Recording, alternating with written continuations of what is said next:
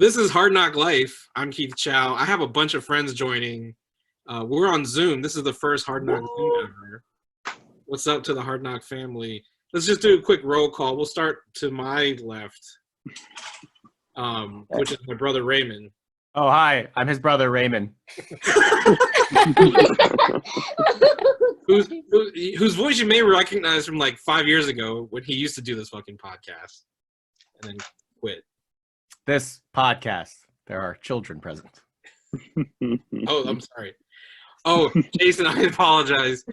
I told her that if she wants to be here, she has to put up with it. So she knows what's good. Because otherwise we can't say what the good podcast is. Okay. Yeah, I should probably leave.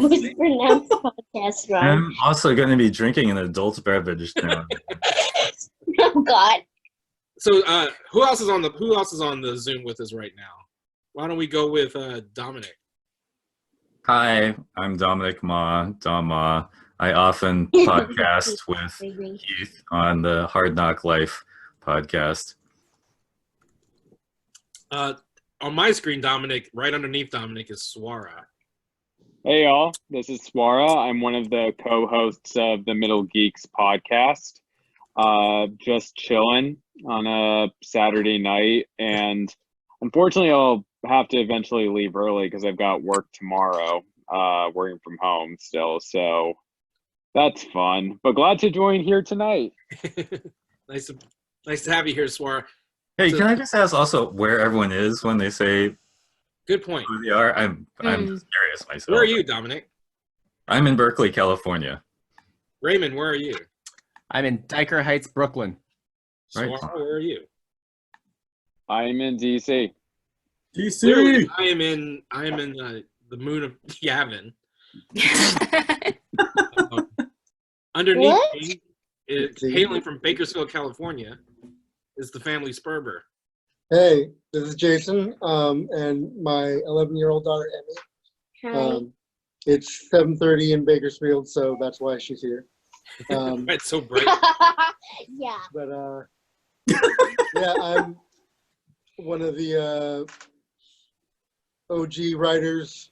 I don't write that much, but I'm from back in the day with Keith when he sat at my kitchen table and we talked about doing a Nerds of Color blog, and that night we like mocked up a fake logo with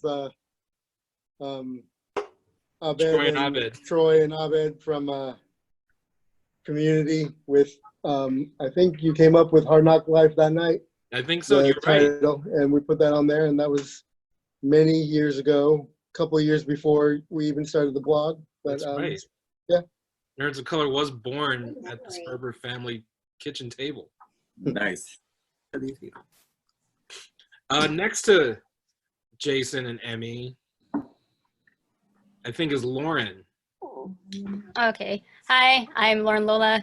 I'm in the San Francisco Bay Area, and I'm a contributor for the Nerds of Color. Beneath Lauren is Mr. Jamie Noguchi. Hi, Jamie Noguchi, Maryland base. I'm part of the Fucking Do It Cast, so I apologize to your daughter. That's the name of our podcast. I'm sorry. That's the name of our podcast. I'm sorry. Grown-ups say I'm such so funny sorry. things. Keith said yes, so we're on the network. And I regret it to this day. So Jamie, speaking of OG Nerds of Color, hailing from the Aurora Borealis, it looks like. Mr. Shawn. I have 11-year-olds out there, so I'm in the room with not very much light right now. So yeah, Shawn You're Taylor. very loud. I'm loud?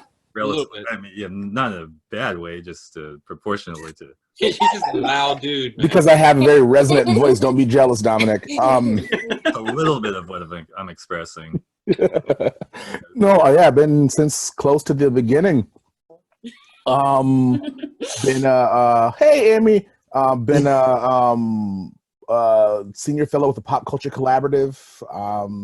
A lot of stuff in that area, doing a lot of work with figuring out authentic audience building and how to politicize fan audiences in ways that are organic and true to who they are, and that's it. I contribute every so often. It's just that a lot of stuff I want to say is critique, and I've made a vow to myself to not disrespect anything unless I found it culturally harmful. And so since a lot of things have sucked lately, I haven't been writing as much. Oh man. That's the reason. Where are you hailing from, Shawn? Oh, I'm originally from Brooklyn, but I live in the Bay Area. Speaking of the Bay Area, we got some friends joining. It's the Black Girls Create.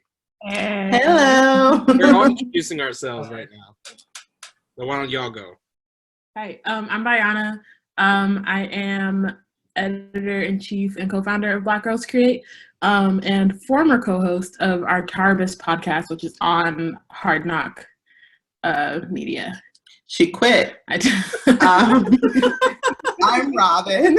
I'm co-founder and chief community officer of Black Girls Create, current host of Tarbis. I didn't get a chance to quit.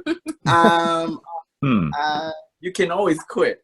You can, it's true, but then Connie would just be like, "Hi." That would be rude. That would be cool. I got the master. I'm fine. What was that? Oh yeah, and we're in the Bay-ish area. Yeah. Yeah, so the Bay is definitely representing on this Zoom call. Man, I feel bad. I should have brought Brandon. Well, makes me feel any better. I've been trying to get the hell out of here. So me too, fam. Yeah. I've been trying to raise up. Me too, fam. If California seceded, would you change your perspective on that? Yeah, I would stay in California forever. No, absolutely stay in California. Actually, before the quarantine, I was trying to get out of California. Now I'm just trying to get out of the Bay and go home. I'm from Southern California originally. Oh. But actually now I'm just living with Bayana. Where's home, Robyn? San Diego, Orange County. I knew that. Oh, so a bunch of us are frequent San Diego goers, Comic-Con goers. Mm-hmm. How do we feel about not attending San Diego Comic-Con this year? It's the right thing to do.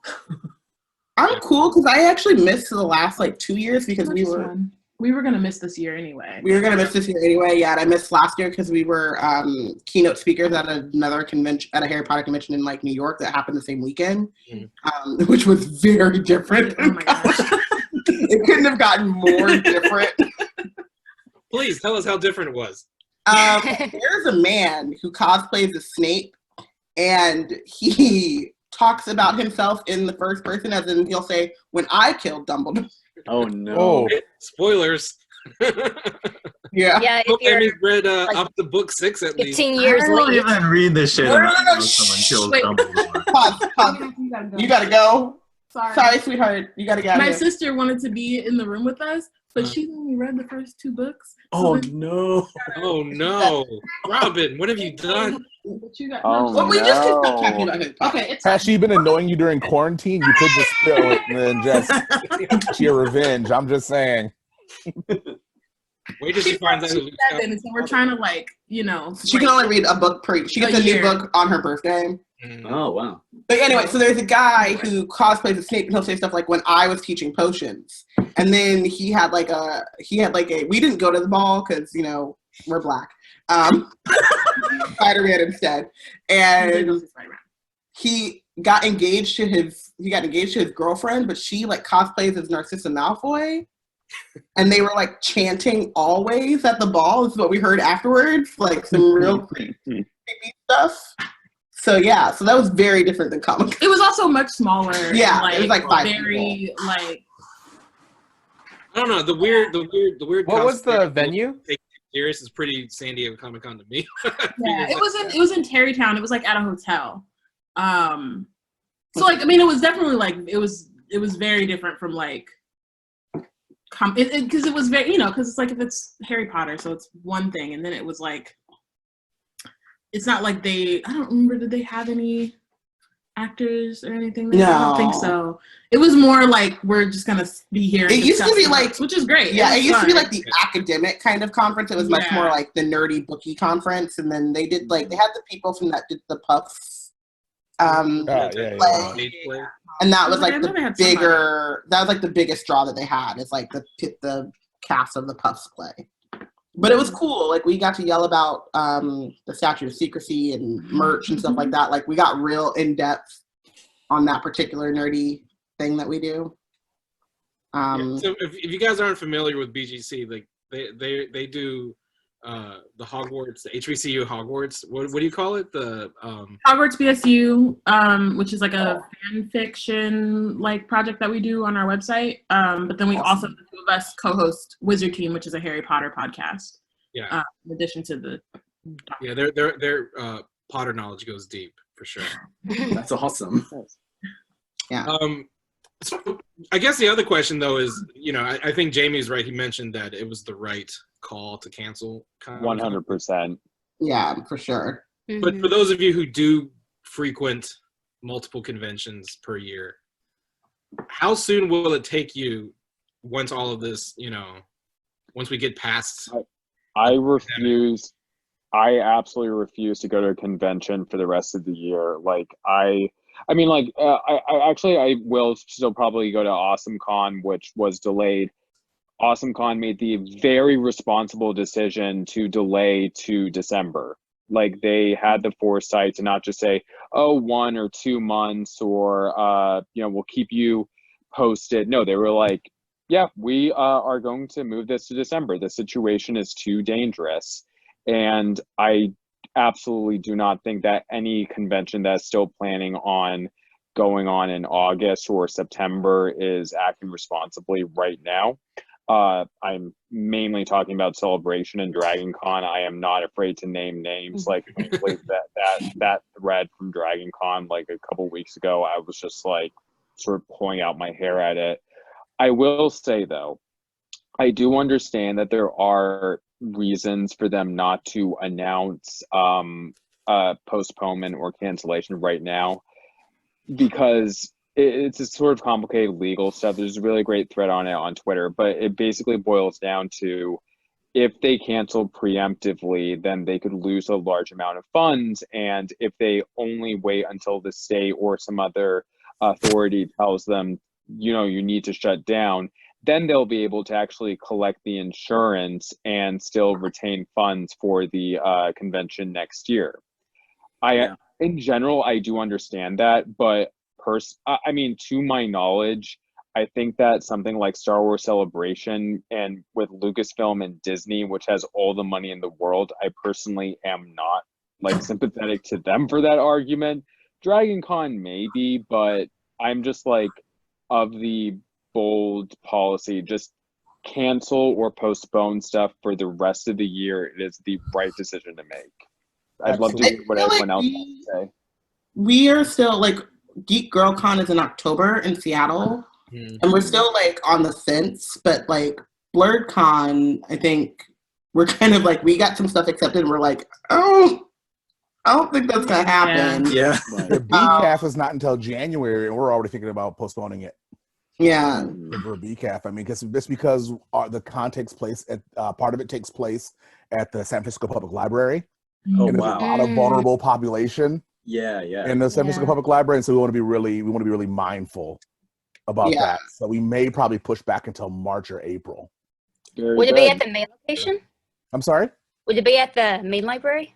It's always at the main library. Our 6th year just happened this past January. Oh, nice. Every MLK weekend for the past 6 years. I've gone to that. I love that thing. Yeah, we had our biggest turnout this year. We had 42,000 people come through. Oh, wow. Over Is that 3 just days. in the Bay? Because I know John Jennings splits. Yeah, Iron John splits between Black Comic Con in New York and then BCAF. And so I had up BCAF until he, so that's kind of like the one I'm more responsible for.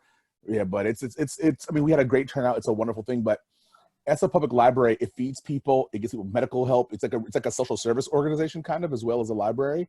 And so we're not gonna endanger vulnerable people until there's like something really tangible out there, like how we could better support them. So it sucks because there's a lot of money involved to throw this thing for 3 days, but we're like, you know what, we are about the community, so we'll take the community into account first. Because that's the thing too, is like how even if you get the all clear, and who knows what that even means, right? It means that how soon will you even want to be like shoulder to shoulder with 150,000 people, right? I'm not going to feel safe until the vendor. Yeah. And you deal with people like, you know, as a vendor at a convention like San Diego, like AwesomeCon, like SPX, you're like face to face with people like 8 hours a day. And the workers.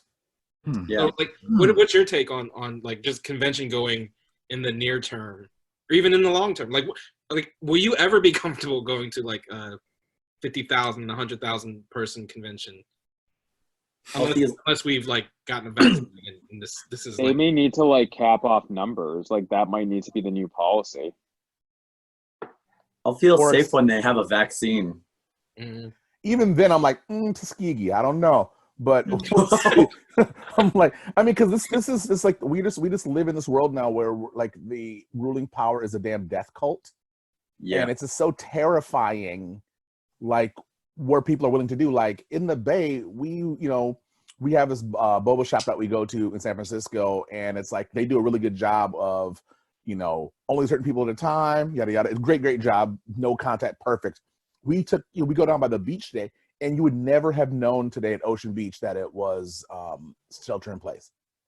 You never would have known. It's blocked off. You can't drive and park, but everybody had the surfboards walking to blah. I mean, it was like we looked over the hill, right? Are you serious? And so, and then we had, we're having protests. I mean, like, and it's just that mentality is permeating a lot of people, because I'm seeing a lot of people on the geek blogs talking about, like my favorite comic shop's probably going to close, right? And they just opened like a few years ago. Oh, Cape and Cow? Yeah. Yeah, he's doing like deliveries, but is that not? I don't think that's enough, right? It's because it's Comic Hub, and Comic Hub sucks, and it's like Comic always Hub down. is awful. Yeah, it's awful. And so I was actually just talking to Aton before we got on this call, and he's like, we're trying. I mean, but good thing is his father's fairly wealthy, and so they're floating, and he's also paying all of his employees right now. Yeah, he's been doing like great stuff. Yeah, that shop is wonderful, but it's just like, I don't know. I mean, for me, this seems like a come to geek Jesus moment a little bit. What's the post geekdom, post fandom after? I mean, we're talking about a post Diamond Comics world, right? I mean, Jamie, thank God. You know what it's like being a comics artist yourself. That, and for those of you who are not familiar with, and Dominic and I talked about this on the podcast in the past, but like Diamond Comic Distributors is the one true distributor of comic books in the country, and they've been shut down for the last month.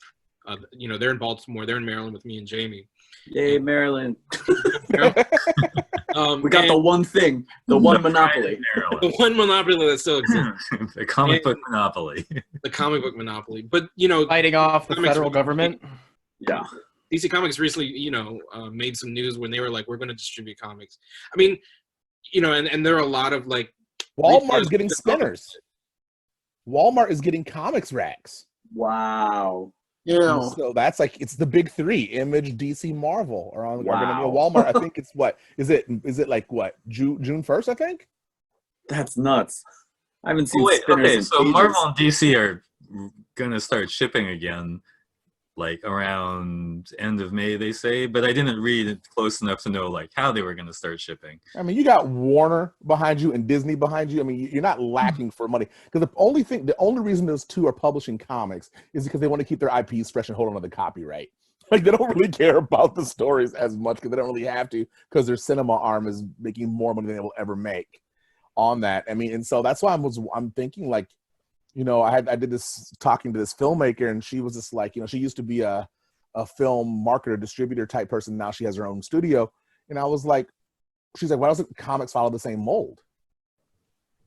Where you decentralize it, East Coast, West Coast, East Coast, Central, and then you have your own distribution hubs across the geography of the United States. And I'm like, that's... Well, I know DC is going with two distributors, one for the East Coast and one for the West Coast.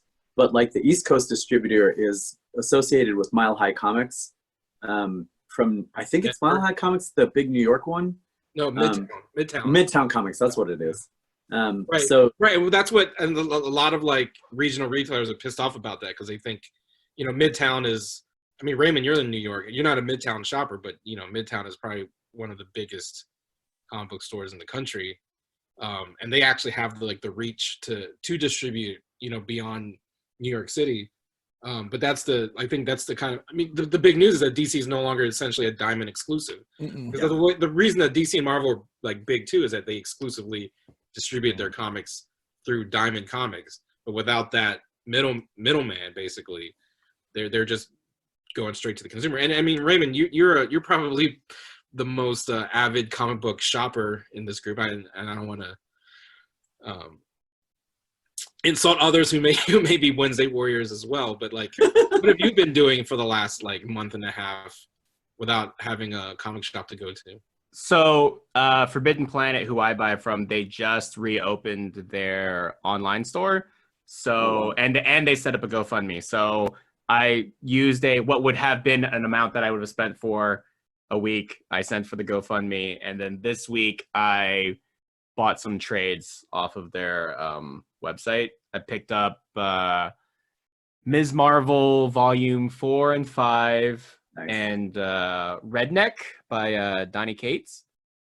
He's been writing some crazy stuff, so I'm looking forward to that. And what was the other thing I got? I got some other crazy shit. I don't remember. Oh, now I'm cursing.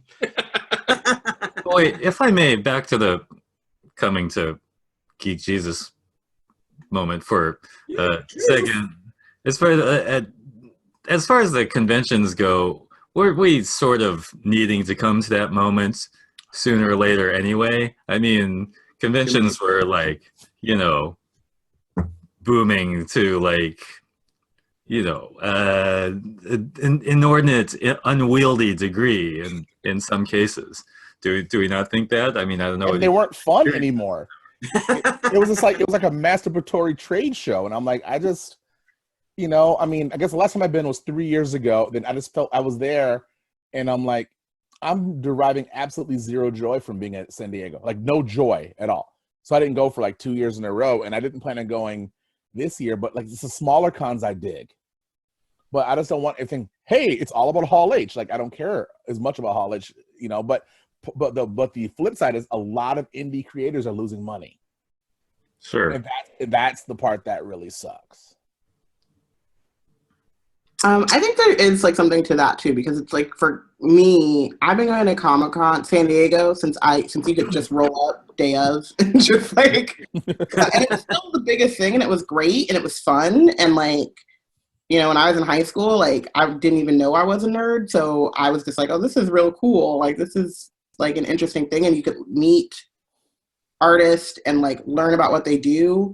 Now you have to like, you can't go to Comic-Con without a plan beforehand and have studied and scoured the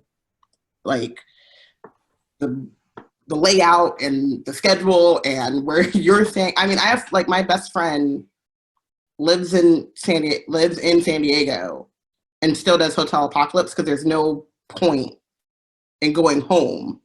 Like, it's stupid. And then my dad works at the airport, so like I have to get dropped off by my dad at 4 a.m. to make it make sense. And that's not like the fun part, but then there are like, you get to meet, Artist Alley and stuff like that.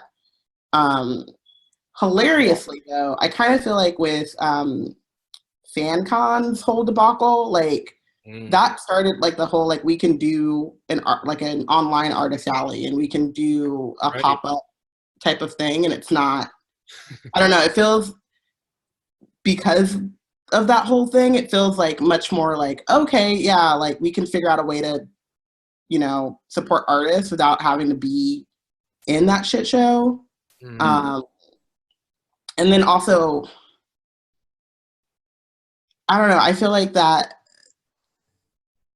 like what we do, like even getting a panel on Comic-Con is so difficult because like a large part of what I want to talk about is how shitty J.K. Rowling is.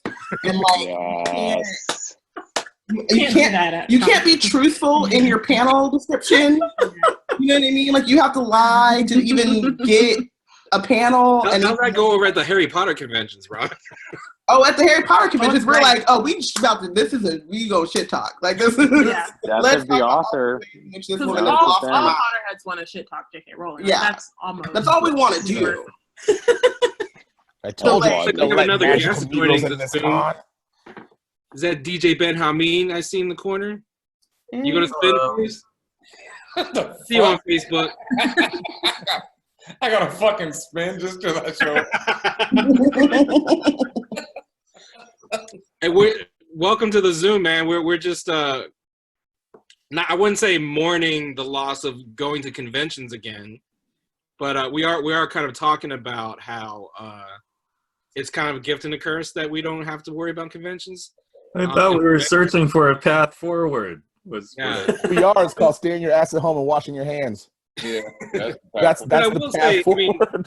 I will say, like, to just jump off what Robyn was saying about like going to conventions and things like that. Like, the cool things about conventions is that for a lot of us, that's when we actually get to see each other, right? Sure. Like, you know, we don't see each other unless it's virtual, in person, unless we go to a San Diego Comic-Con or a New York Comic-Con, or an Awesome Con or an SPX, right? So like that's kind of the thing. Like, you know, all you internet friends can no longer see each other beyond the internet if we don't have these conventions. I mean, that's not a problem right now because we can't even see our actual like physical quarantine. But like, you know, our convention friends, you know, and I started this conversation off with the question of like, when will you feel comfortable going to something like that? Because, you know, to Shawn's point, to Jamie's point earlier, like, vaccine or not, will you want to like rub shoulders with like 150,000 strangers on a sweaty convention floor? With no questionable hygiene? Make it sound so appealing. I mean, did I want to do that the first time though? Like, before you knew there was that was never the draw, Keith. Was that the draw for you? Were you like, oh man, I'm about to go to Comic-Con and rub shoulders?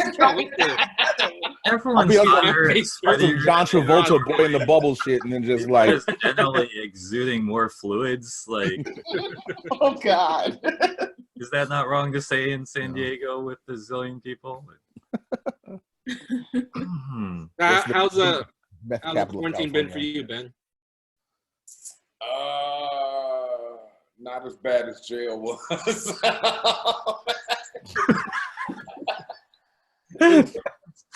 Incredibly well said. I wish protesters felt that way. Yeah, I've had, so this ain't as bad as that, but about the same as boring. It's been alright, you know, it's been cool. I've been DJing, I've been writing, and my life, I miss going out, yeah, but beyond that, my life isn't that much different. You know, I miss DJing for like people in front of me and stuff, but beyond that, my life really hasn't been that much different because I was already such a homebody beyond, you know, being DJ. And I mean, I don't want to get too deep and philosophical. Like that's like my own. That's what we do here at the Hard NOC Zoom is get deep and philosophical. Well, I'll say this: I've all from the beginning. My issue is that I felt like people aren't taking this as a wake-up call that it should be. That our system isn't, in multiple ways, isn't working, and the reaction has been pretty much what I expected. That people don't take it as a wake-up call, especially in America. It's such a like, well, let's just get right back to how it was, you know, and that shit is not working worldwide. And right. It's no coincidence that like when reports of like which communities were being disproportionately affected, that all of a sudden there was this whole movement to open up the country again. I tweeted that shit out the first day I heard the protest. I was like, "Oh, y'all trying to get us? Yeah, you trying to." Well, the funny thing is, like, they are trying to get us, but then they also are like, who's going to cut my hair and do my nails? Like, well, we're dead. Right. You're killing us. They'll get more of us. They're not worried. You can die to cut their hair right now. They'll find another one. Yeah, they're arguing for you to go back to work, not them. Right. Yeah. That's what they want to happen. Right. Also, that voter base is going to die if they open up early, so that doesn't make any sense to me. That's what happens when you're a member of a death cult. Yeah. When you think of Earth as a one-night stand, as something, there's a greater glory for you after you die. You don't care about what happens now. That's got to be it. That's got to be it. You don't care. You're just gonna be like, wait, God has something better Jason, for me. Can we cuss? Yes, Jason is. Yeah, I have to stop my censorship. Jason, you're on mute. Yeah, she left. You can go. I'm so sorry. I've just been cursing. I told her she wanted to come say hi. So. Aw. It's so, which, you know, I mean, Emmy is a star reporter of the Nerds of Color. She's talked to quite a few celebrities on the docket. So, and this is, speaking of celebrity, I think it's an interesting thing. Like this, how this entire quarantine, whatever we want to call it, is upending the very idea of celebrity and popularity and fandom and who we choose to support and not support. And I think the currency of attention is going to fundamentally shift at the other side, whatever the other side of this looks like. You think? I was surprised by how terrible celebrities are at YouTube. Oh yeah. You would think, like, In what context? In what context, Keith? I just mean, like, you know, you would think Jimmy Fallon and, you know. Well, I mean, with Jimmy Fallon, like, wasn't he? I thought that was like something he was doing on purpose, because like his kids would be creating the Night Show logo for him or something. I don't know. I mean, like, I would expect a little bit more from like the Beth Meyers of the world. They can afford a mirrorless camera. They can afford lavalier mics. They can afford fucking lights. But they have to learn how to set it up. Because to be honest, right? We just we go fucking up and then you figure it out. Say that again, Robyn. Say that again. So we just updated our website, and I just realized I don't know nothing. Like, I'll go to like my old job. They're like, you should do IT, and I'm like, because I know how to turn something on. And then we were updating the website, and I was like, our email broke. And I was like, yeah, I still I don't think, like, you guys changed podcast feeds. I still don't think I fixed it on the hard. Damn it, Keith. Good job, change the podcast feed. Listen, Anchor is free. Well, that's a good point. And they give you ads built in. How's that been? How's it been being on Anchor? Like, you guys used to be on Libsyn, right? Or Podbean? We were on Podbean. Yeah. We were on Podbean. Podbean was cool, but Anchor's free. Yeah, I think that's. And like I still don't have the like confidence and attention span to like really go after like sponsors and advertising. And our only advertising is Anchor and Spotify, which owns Anchor right now, but we make, you know, something. Right. Yeah, in that way, it's almost like they're paying us. They're paying us to do it. Yeah. That's nice. That's cool. Yeah. So it's just like you set it up. It's free. They don't allow you to have like multiple podcasts. So we have like our Wizard Team one, and then I just added a plus Tarbis on our email, on our Gmail, and made another one for Tarbis. Oh, okay. But like, it's simple. So you have two separate accounts. That's why you're able to have multiple shows. Yeah. What do you guys use, Ben? Like Fan Bros, what podcast service do you guys use? All Nerds. All Nerds. I'm sorry. We use SoundCloud pretty much, and then through SoundCloud it aggregates to everywhere else in a process that I don't know. I don't understand how that works. Yeah, I think it actually goes to SoundCloud, then to iTunes, and like we're on pretty much everywhere except Tidal, as far as I know. We're on Spotify, and I find my shit in a bunch of places, and I really don't know if we're getting listens from that. That weirds me out. Yeah. Like, just the other day, I saw some podcast network that had like every one of my episodes on there, but I didn't know. I guess they get it. They just grab the RSS feed, probably. Yeah. Yeah, they do. Well, I'll get like emails randomly, and they're like, "Your podcast isn't working on Pocket Cast." I'm like, I don't. Yeah. I'm like, what's that? Fucking Pocket Cast. Cool. Sorry. That's my question when they do that. I don't know what that is. Put me on. Jamie, how's podcasting been for you? We're on Podbean, but we record videos, so I upload it to YouTube and Facebook.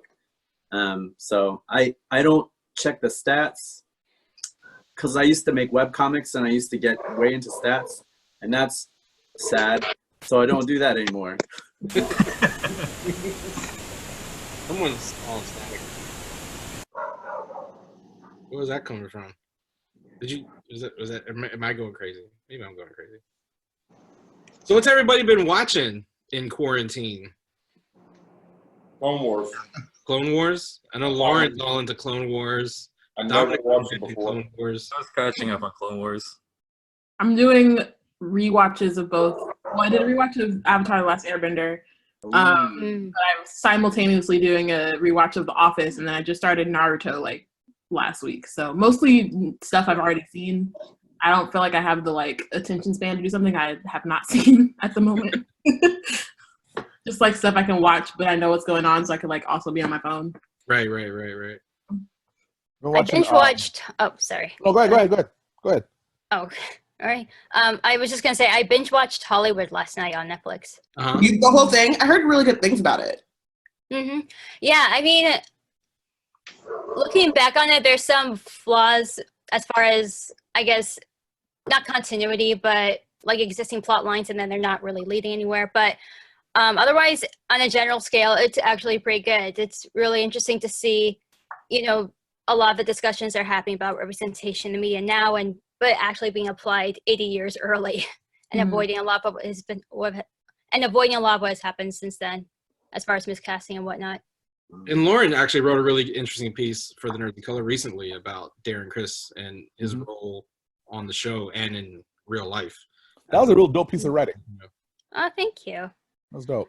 And okay, and the weird thing is, like, I feel like I should have waited to watch the series first before I wrote that, because the reason why is that I think looking back on it now, I think people will benefit from learning from Darren what he has learned as an actor the past few years, and also from his experience in general as a mixed race Filipino American. But learning from his character on the show, that's debatable, because it's really only in the first 2 episodes he appears in where it's talked about, where, his Filipino heritage is talked about, and then that's it. It's like never brought up again. So I'm like, wait, I'll hype that one up, Ryan Murphy. What are you watching, Shawn? Oh, Motherland Fort Salem. Oh. It's a freeform show, so it's probably like the horniest show on television. Because that's all freeform does is make horny teenagers and horny young people. That's all they do. But the idea of what it's about. Cloak and Dagger was a horny show. It was a horny, fucked up race show, but it was still horny. It was horny adjacent. It was horny adjacent. It was hornesque. But the idea, what Motherland is doing, and the idea of this, like, after Salem witch trials, you sign the treaty and they become like the military wing.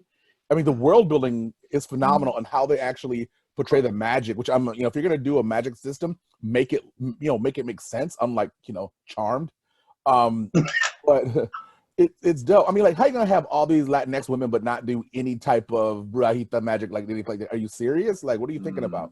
But Motherland is pretty dope. The first episode of Penny Dreadful was super dope. The new one. Yeah. Oh man, it's really, because I love that show, except for the it concluded poorly. But that's been really exciting, and Into the Loop has been pretty dope too, on Amazon. Or Tales from the Loop. Don't we ain't supposed to be watching Amazon, Shawn? Huh? I paid for that shit last year. I'm watching now. Paid for $100 and something dollars paid for last year. What you watching, Jason?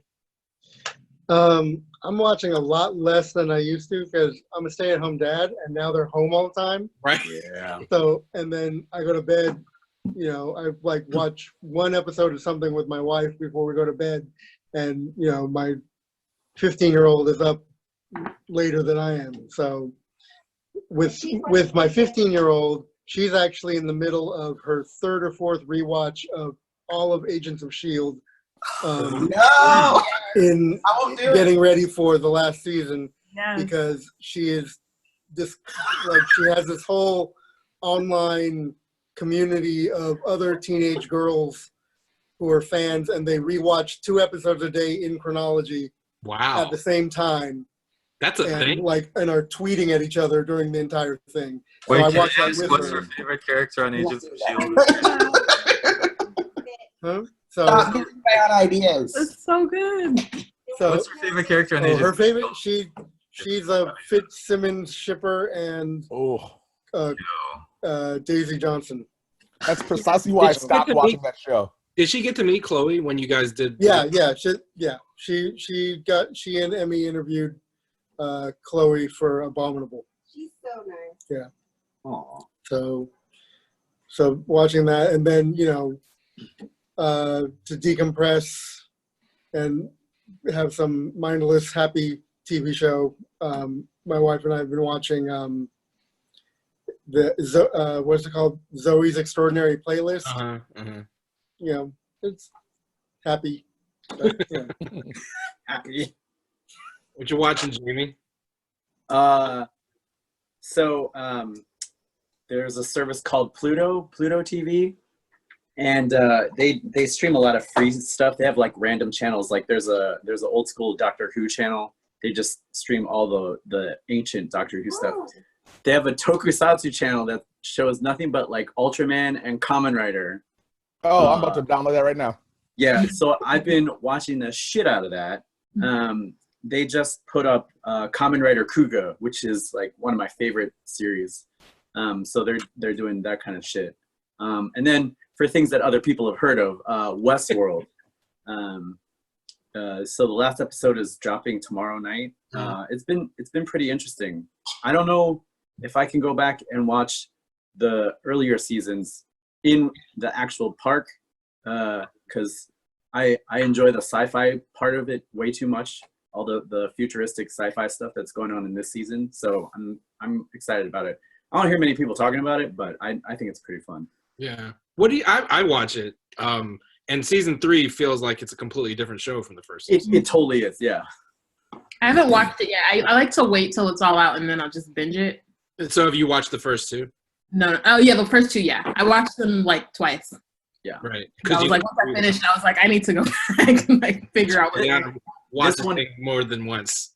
Yeah, this one is less trying to puzzle the season together. Like the first 2 seasons felt like you're in a maze and you're trying to figure out timelines and like put together the puzzle piece. This one's a lot more straightforward, but it's still really cool. Like, you see Dolores really coming into her own and not giving any shits, and I love it. Jamie, did you ever watch Person of Interest? Mm-mm. Those first 2 seasons of that show were great. Yeah. I kind of like I loved Person of Interest when it was on, and I kind of like the stuff that they talk about in season 3 of Westworld, and it's from the same creator, Jonathan Nolan created. Okay. But it's the same thing. It's about this AI machine that basically, tries to stop pre-crime, essentially. Pre-crime. That's exactly what it is. Yeah, and then like the last episode of Westworld with the bald guy, the guy from Veronica Mars, the guy that oh, the dad. Dad from Veronica Mars is in Westworld. Yeah, I forgot his name, but he's the bad guy in Person of Interest. So I was hoping they showed that he was going to be on the new episode. I was hoping, tie this into Person of Interest. Is Westworld like a sequel to Person? So meta. It's so meta. Dominic, what are you watching? I've been watching some of these Mandarin language soap operas to try to improve my really shitty Chinese. That sounds like a manga title. Yeah. The shitty Chinese. To prove my shitty Chinese. Yeah, shitty Chinese. That's my memoir for. But like the nice thing about those is like because they're they're usually in the formats of teen drama, just silly like young person romance. Like the stuff they talk about is pretty like it doesn't get like highfalutin vocabulary. So and also they're always like weirdly translated into names of like Western pop songs. Like I'm watching Somewhere Only We Know and Accidentally in Love. I'm sure there's one called like Foolish Games. Or, oh my god, that's amazing. Where are you mostly watching them? Just on Netflix. I just this again the precursor. My Chinese is super bad. My Chinese is like a dumb child. So like it's just fun to just like pick up a little word now and then about like, oh, he wrote me a letter and oh my god, I felt like so that's so amazing. Let me just text him. Ben, you said you're watching Clone Wars. Yep. Were you a big Clone Wars fan prior to this final season? No, I'd never watched the shit at all before this. So you watched all 7 seasons? Like I'm on season 6, episode 7 right now. So you haven't even gotten to the new stuff yet. Nope. What do you think of it? I think it's incredible. Yeah? I think it's the best Star Wars thing besides like. Well, I mean, I like Last Jedi. You know, we talked about that. But besides, besides Mandalorian, I think it's just great. I think it drags at points, especially in like the 4th and 5th season. I think all the droid stories are kind of like just a waste of time. But like, I think Ahsoka is one of the best characters and like one of my favorite characters in so long. Like, I mean, the spoilers, but you know, when they kick her out of the and when she left the Jedi, I was screaming at the TV. Yeah, I thought. So have you? So I mean, you're all up on nerd news though. Like, you must know that this season of Clone Wars has been. It. Yeah, I know this is it. Like, yeah, all but about Ahsoka. So. Oh yeah, I haven't paid attention though. I've been avoiding any spoilers and stuff. Oh, I'm sorry. Yeah, I mean, I know it's about her. I already know that. You know, I know she's a major character and everything, and I know they're about to bring her to Mandalorian, but I haven't. You know, I've avoided like what's exactly going on.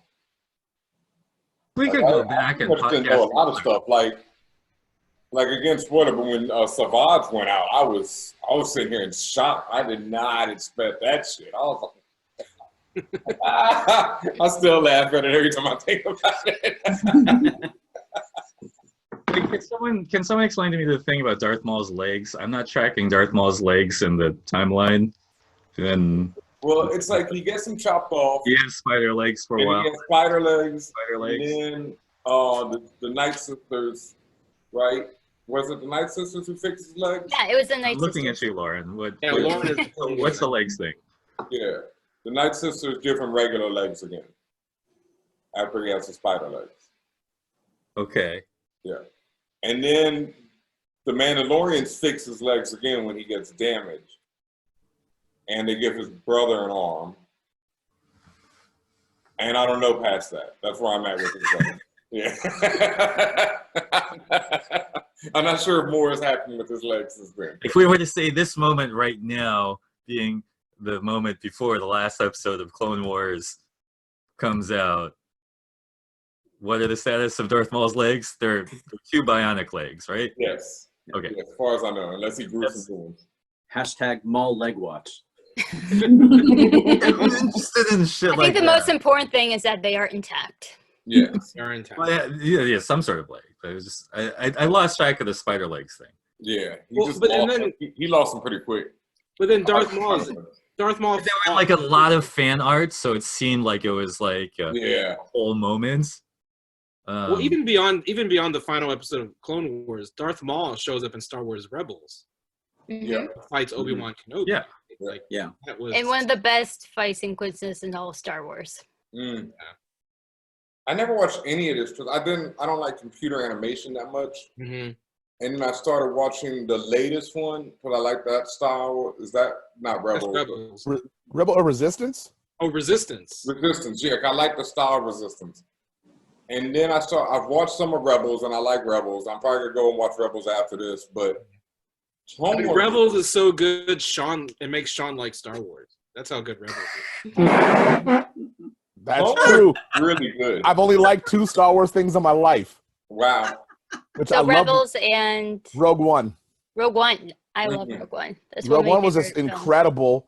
But Yeah, I'm like, Rogue everything One's else, I'm great. like, and I did like Empire because it was the most European movie. It's like I kissed my sister, my hand's gone, my dad's the devil. Like I was like, I'm like, okay, that's what I'm talking about. Everything else is just not my thing. Excellent. Everything else is just not my thing. Sister kissing and no arms. I know, it's just like this ended, and you're just gonna look out a plate glass window into space like my man got stolen. Like this one black guy in the whole universe is like, God damn, like what is happening in Empire Strikes Back? Empire Strikes Back is the best movie ever, so I'll tell you. Yeah, but I mean that was the one I was like, whoa. But I was always a Raiders, like that era I was always like an Indiana Jones fan, except for like, the rampant racism in every single one of the movies. Yeah. Except for. It's literally why I mean, Raiders of the Lost Ark is why I went to undergrad and then graduate school and then graduate school and then graduate school again and collecting 3 master's degrees. Like, because of Raiders of the Lost Ark. Because you wanted to be no, it's like when the government guys go to him and they like talking about the Ark and he brings out this illuminated Bible and he starts talking about like how, you know, the Ark and the thing. I was like, you can talk about that stuff without being religious. I grew up in a pretty hyper religious household. I was like, you can talk about this stuff without having to like worship a sky buddy. Sky buddy. And it was like the dopest thing ever. So I was like, okay, got a philosophy degree, got a biblical languages degree. I started going to school because I was like, it doesn't have to punch Nazis.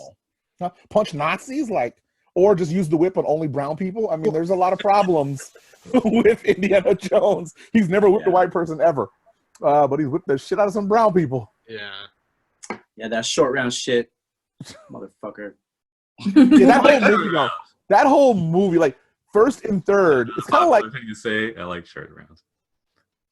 Oh, I like him, but yeah, there's some. I mean, that whole pulling hearts out and this, the monkey brains. This is the most like. Yeah.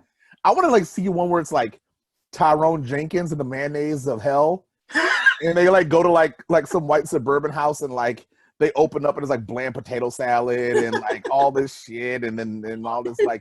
All these army of Karens come out, and I want to see that. Let's just flip it up a little bit. I really talk to your manager. Indiana Jones movies. I don't think that one. I don't think there's anything else to be gotten out of that myself. I mean, they missed out. I mean, the one instead of Kingdom of the Stupid Alien Spielbergs, it was supposed to be Excalibur. Oh, really? Yeah, that would have been awesome. Yeah, there was 3 that was on the deck. It was Excalibur, it was the Golden Fleece, and it was Atlantis. Those were the 3 stories that were supposed to happen for part 4. How'd they end with a crystal skull? And you went with the end of AI? Like, why did you choose nuclear refrigerators and aliens? Like, I don't understand the decision making. Excalibur would have been a lot of fun. It'd have been incredible. Like, I mean, they did the Arthurian legends with the Grail. It'd have been really dope if they would have like carried on that, because I think it would have tied it all together and keep it in the European tradition. Stop trying to get out of the European tradition. Keep it in the European Western tradition, and I think that'd have been dope. Sorry, I'm continuing to drink beer, so pardon me if I get a little mouthy. I just saw that shit recently, and I didn't know that they set that nuclear bomb off in like the first 10 minutes of the movie. Oh yeah. Oh, is that yeah? They put the fridge pretty damn early. I turned it off after that. I didn't know where you get to see Shia LaBeouf swinging with the monkeys and the. Oh, I've already seen that part before, so I don't know if you missed it. That was like Indiana Jones and the Fast and Furious. Like it was just, that movie was just so bad. What are you watching, Raymond? I don't want to watch Fast and Furious. Yeah. So I started Devs, but I like everything else has just been like, oh, I'll rewatch all of West Wing again, and rewatch all of West Wing, all of Deep Space Nine. Like Deep Space Nine is just always on.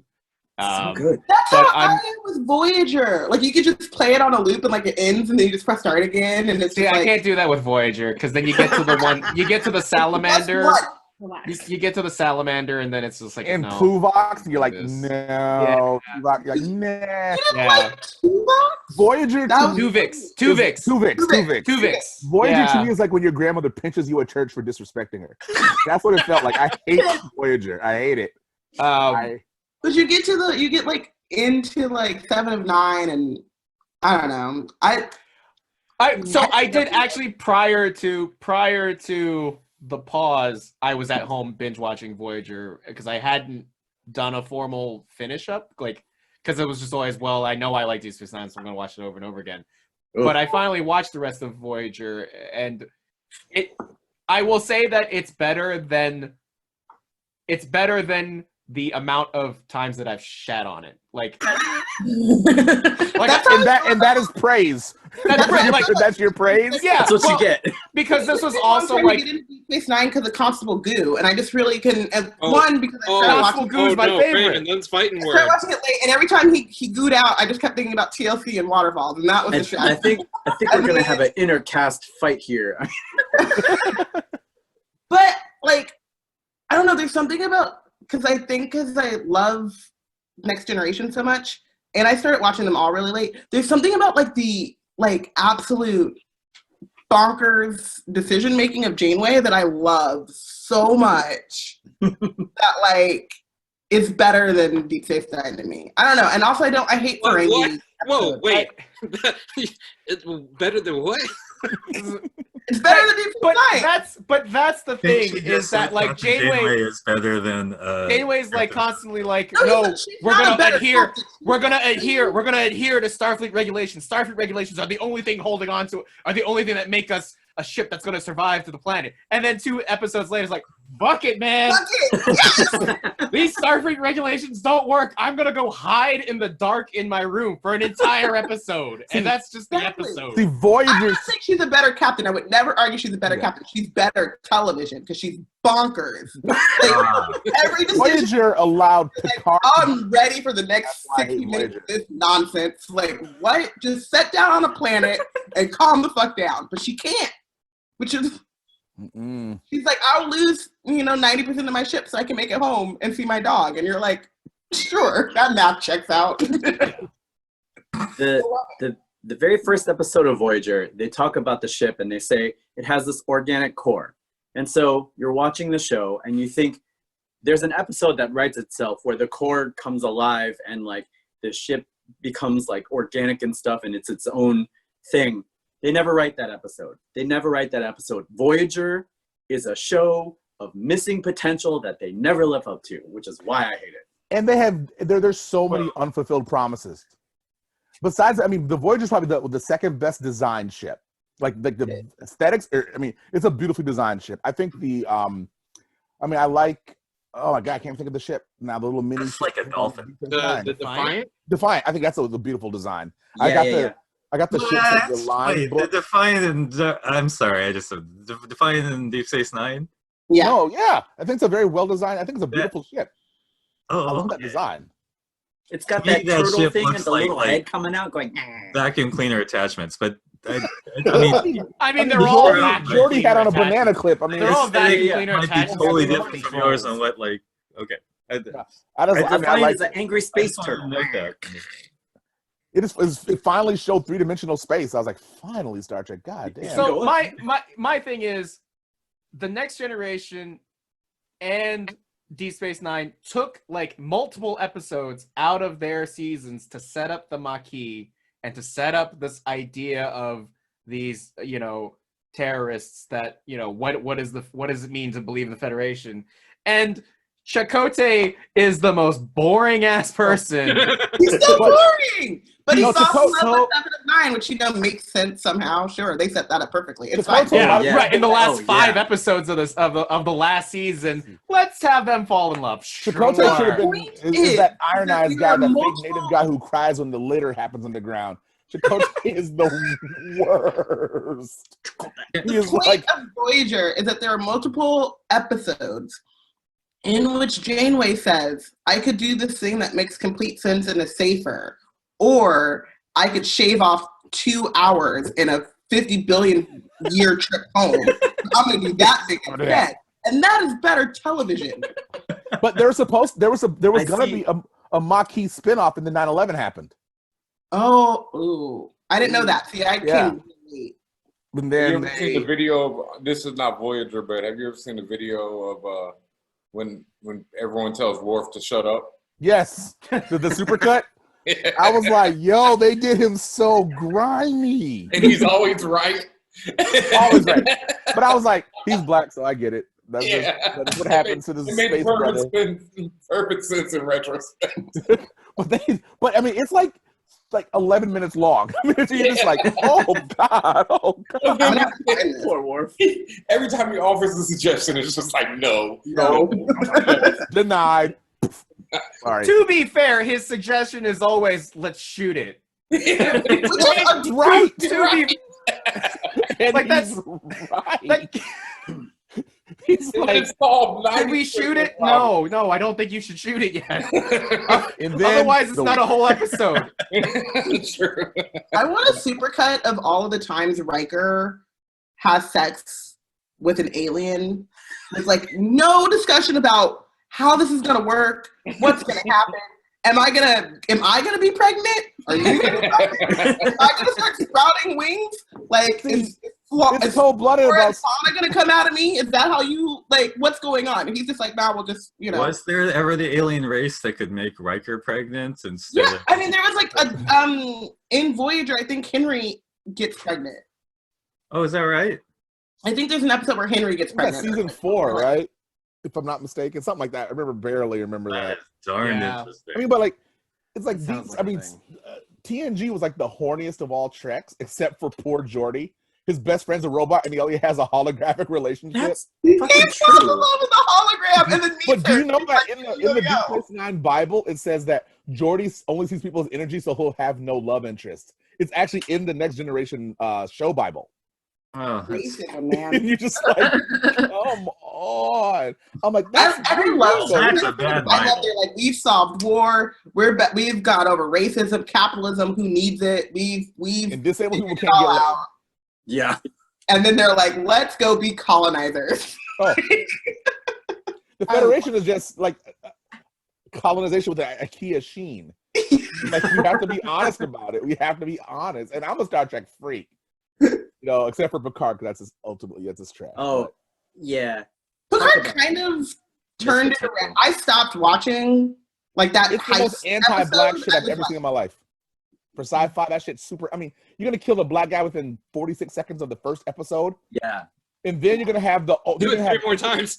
yes, more time. Then you're gonna have the intergalactic space mammy, who's a drug addict and doesn't like have a relationship with her son. Like that whole scene with her son. That's when I like turned it off and didn't turn it back on. like, Until how much more racial? That was I weird. wrote a really nasty email to Michael Chabon too. I was like, I go, your race politics are trash normally in your books, but this shit is just awful. He's like, I'm sorry you feel that way. One line. You got a response? No. Got a response because I used to frequent his comic shop until Picard. Now I won't do it anymore. Yeah. God. Picard was awful in a way that like didn't really make sense. To like, Picard was awful in a way that didn't really make sense.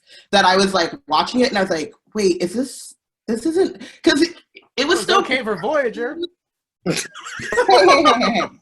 Voyager was awful in a way that made complete sense and also not awful. I love that show. It's my favorite. I will fight you. I don't have, I'm not a Trek nerd on your level, apparently, but still, I ran through all of those. I binged Next Generation. I started Deep Space Nine. I was like, no, thank you. I went to Voyager, and then I watched that 3 times before I went back to Deep Space Nine. I was like, I'll try again.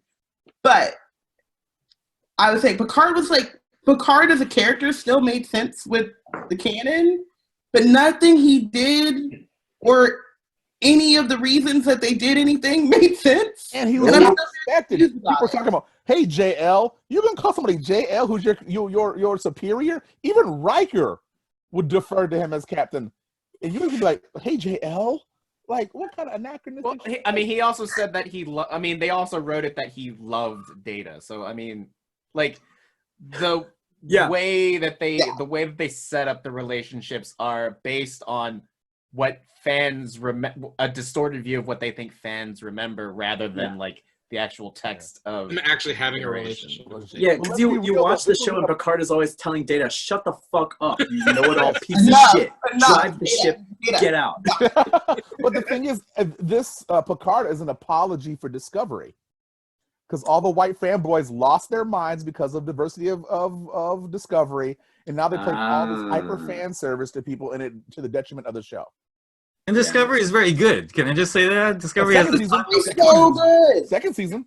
Discovery is great shit. I like the I take your point. I'm with the first season as well, but I take your point that they elevated things in the second season. Raymond, where are you on Discovery? I don't know if you and I have ever talked about Discovery. We haven't. STD. They thought that out. Well, they really did. We're not in danger. I hate the mycelial network. Oh, the giant TARDIS. I was actually able. So is it stupider than Midichlorians, really? A friend It's of a not friend. stupider than A Midichlorians. friend of a friend is knows Andre Bormanis, and Andre Bormanis was the science consultant for the Next Generation in Deep Space Nine. And so I tried to pass a message to ask, like, hey, if you were still, you know, on the Star Trek show, like, would you have signed off on a mushroom space travel thing? They talk to each other. And he said no. And, you know, like, I'm not asking, like, Star Trek science is not real science. And, chronotons are not a thing that you can time travel. And there are no bathrooms on the ship, ever. Yeah, like, all of that's, actually, no, there is one. There's one. I think Troy has one, because she got mind raped in some episode, and, like, she goes to the bathroom and, like, splashes water on her face. Yep. That there's at least one episode where that happens. The counselor gets it's the the bathroom. only time you no ever see else. a bathroom, or at least she has a sink. Maybe there isn't an actual.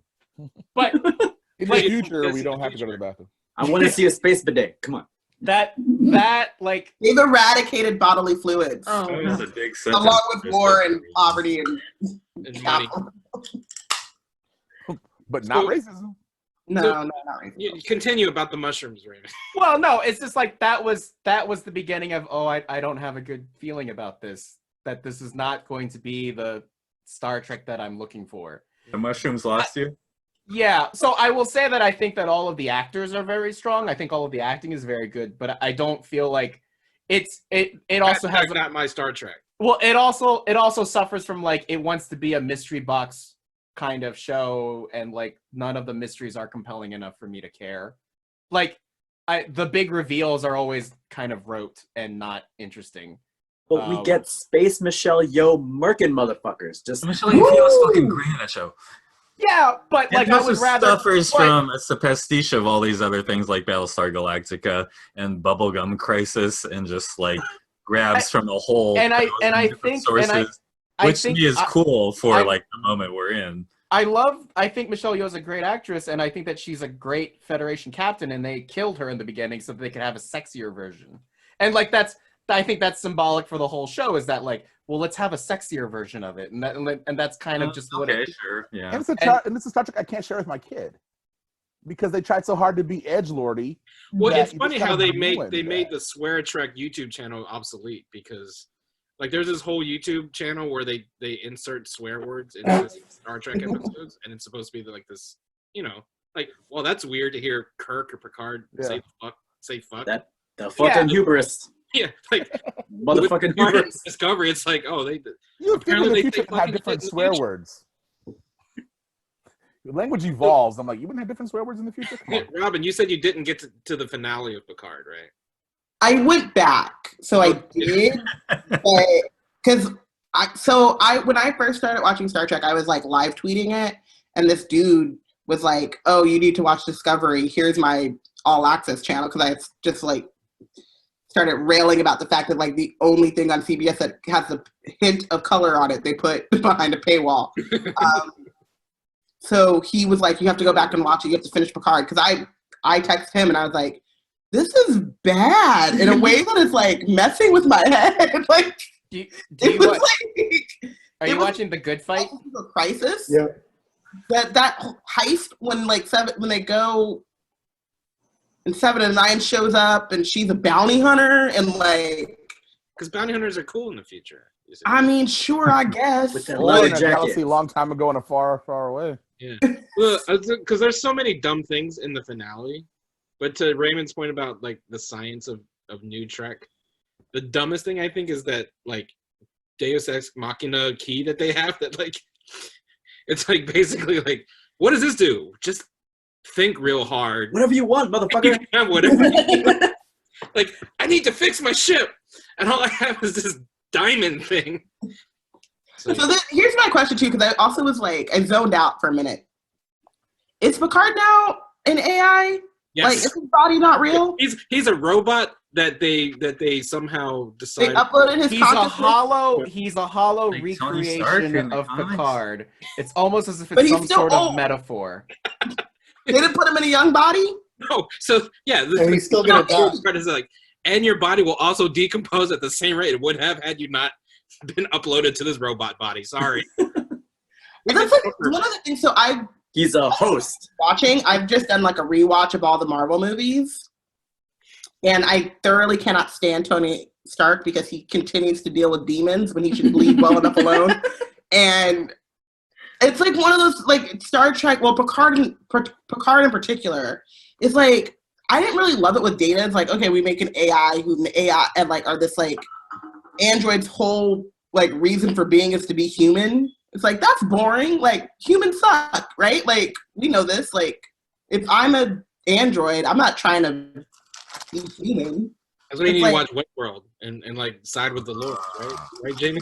Yeah, I mean, I believe Dolores could convince anyone to do anything. It's just He doesn't like. I don't fuck with demons. This is why I stopped watching The Shield. They went to the framework and I was like, fuck this noise. No, I don't mess with this nonsense. I don't like AI.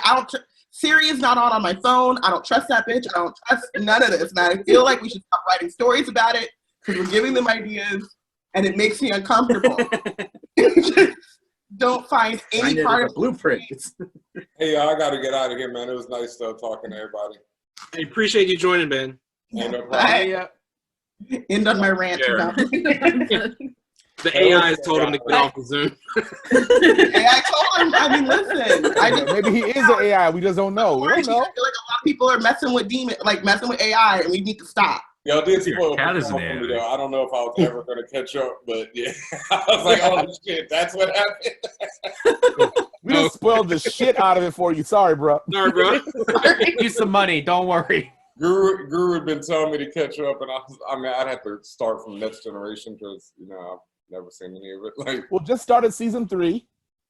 That's true of any Star Trek, I Start guess. at season 3. Then you'll be Yeah. catch up. You don't have to worry about the first 2 seasons of Deep Space Nine or Next Generation. That third episode The was first 2 super seasons of racist. Deep Space God. Nine are great, y'all. No. Yes. Why No, is I love the what, first the black 2 man can't seasons. be a captain? Fuck out of here. No. Absolutely not. But he gets to have an arc because the show has an arc, and that's what makes it compelling. And do you know why Avery Brooks was blacklisted out of Hollywood? Is because he wouldn't die at the end of Deep Space Nine. Because he would not die and become martyred at the end of the show. They would never ask any other captain to do that. And he said absolutely not. And then how much has he worked since Deep Space Nine? Hardly at all. I mean, like all the people, those showrunners are just assholes. Man, nah, no. Oh, like you've seen Janeway in a million different things. That's more point No, of she's actually comparison. been in quite a few movies before, more than him. But also, she has like That's legit fully possible. medical Okay. issues, and he's just not. I don't particularly like Avery Brooks as an actor. Man Called Hawk, one of the best shows on TV. Robin, you're breaking up. He gives me Papa Pope vibes too, where it's just like a lot of like lip quivers and like big monologues, and that's not his fault. That's what's written for him. I think But it's real. it's like a black male like actor thing. They're like, you have a deep voice and you're black, so let's give you these monologues. Everybody's frozen. Where your voice can quiver, and that's supposed to be like profound. And I'm just like, you could say less, but. What? Sorry. Every time Cisco launches into some lesson, like that's just me. I like Janeway. She's crazy. Do you feel the same way about Picard during the Next Generation whenever he gets moralistic? Yes. Like in the Drumhead when he's like talking about Federation principles and whatever. Oh yeah. Yes, but I find that funny because it's like you are obviously a freaking colonizer. Like, do you not hear? You not hear yourself? But you don't have that with like, I don't know. I mean, I guess, and I think also because like Cisco's all like, I'm a martyr or I'm a deity, but I don't want to be a deity. God thing. Oh yeah, the prophets, the emissary shit.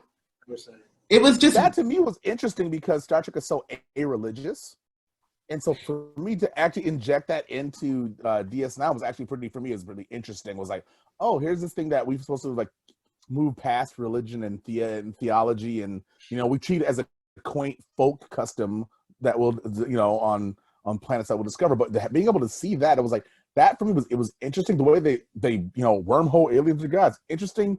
But I just wish Deep Space Nine could happen now with like effects that actually looked good.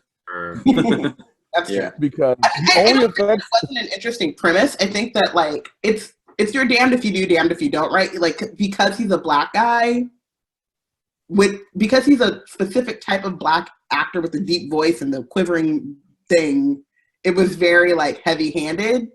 Yeah. No matter what, which isn't his fault, but also bored me. I don't know. There's also Trek though, but Trek is heavy-handed about everything. It's not an unsubtle existence. It's as woke as it can get to a certain point.